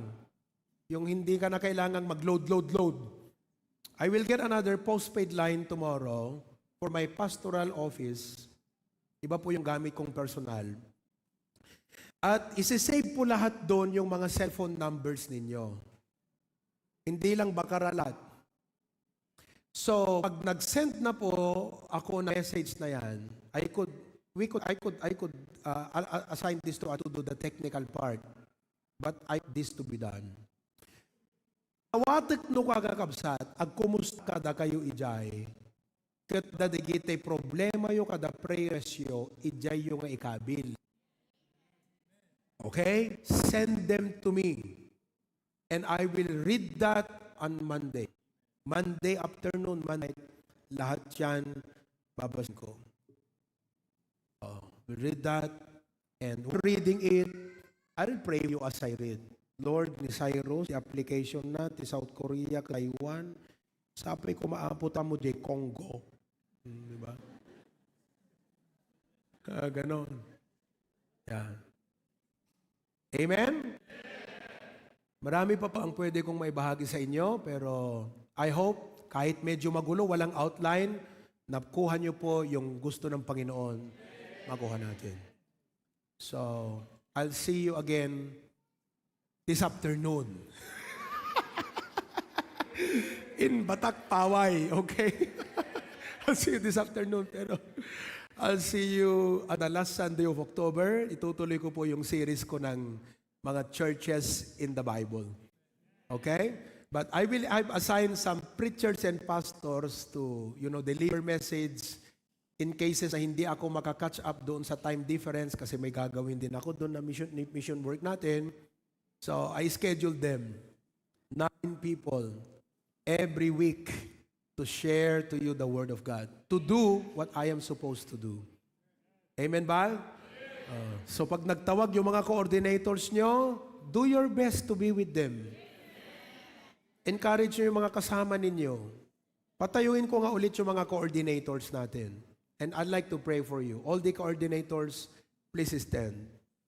Coordinator kayo ng members, coordinator kayo ng ministry, ayan.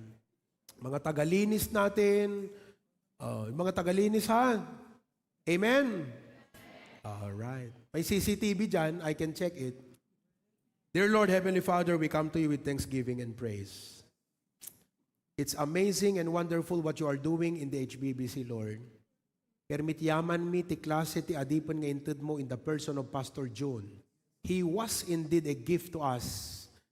Having that kind of mindset and heart and dedication and calling and spirit, Lord, we became what we are today as HBBC. And Lord, mabaling kumamot nga ijay pasukin tinagbalin nga main. Mabaling kumamot nga Claveria tinagbalin nga main. Ape nga dito'y bakara. Iso nga the purpose mo kadagiti members nga taga dito'y apo main. Iso nga tulungan na kaming hanagubing-ubing, hanapapaanawa, hanapasalsali, han nga pabigat, han nga burden, no diket burden bearer. Da kami ti kasla panganay kadagiti amin at churches ti HBBC. So nga tulungan nga agnaknakam dagiti kakabsat. Tulungan mo dagiti amin na coordinators, imbaga kadakwada no kasanot ubram apo iti biyag ko, kan anya ti papaaramid mo kanyak, baka lang ti panagkita da apo ti adipon mo kat dadyag, preach lang ti Domingo, that all the week, all I did was to prepare message, to preach on Sunday. They don't know, Lord, the calling that you've given to me. So I had to explain it to them and understand, and so that they too will set a vision in their heart nga i-bless mo ti biyagda tapno makatulong damot apo iti ministry. We look forward, Lord, that there will be more outreaches that we could start. Nagaragragsak kam itan di kaadot outreach. Ngam no kitan mi ti Great Commission apo, nabanayat kampelang apo. We are still very slow. So nga help us, Lord, nga ipaspas mi pay ti panagserbi mi, panagkararag. Tapnon ti kasta adu nga kararwa, dagiti mairagpat mi ken ka. Dagiti tagalawag, tulungam apo ida, papigsaam dagiti men, build apo tinapintas nga langan-langan da, panagkaykaysa dati trabaho jay apo. Dagiti bintar outreach mi, oray pay new, ti kaadwan, sapay tag-rise up da mariknada jay burden. Kat makitulong da apo, kini Brother Ryan, our coordinator, Jay Sarat ni Kevin, Jay Dingras ni Sir Rohel, kan diti Paway Batak, thank you for Brother Enan and Sister May. Palaksit ni San Nicolas, they are traveling every Saturday. Apo digiti nga agasawa, tapno mapanag-Bible study. And for Pastor Bear who goes there every week, I pray for Pasukin, for Claveria, Lasam, for Apari, for Tugigaraw, for Sanchez Mira, for Australia, Hong Kong, Singapore, ken dagiti daduma pay apo nga malukatan, like recently in Taiwan. Lord, please call more men and women who will surrender their lives for full-time ministry. Thank you, Lord God. Dismiss us with your blessing today. In Jesus' name, amen. Maraming salamat. God bless you. And to God be the glory. Okay? We are dismissed. Just remain seated.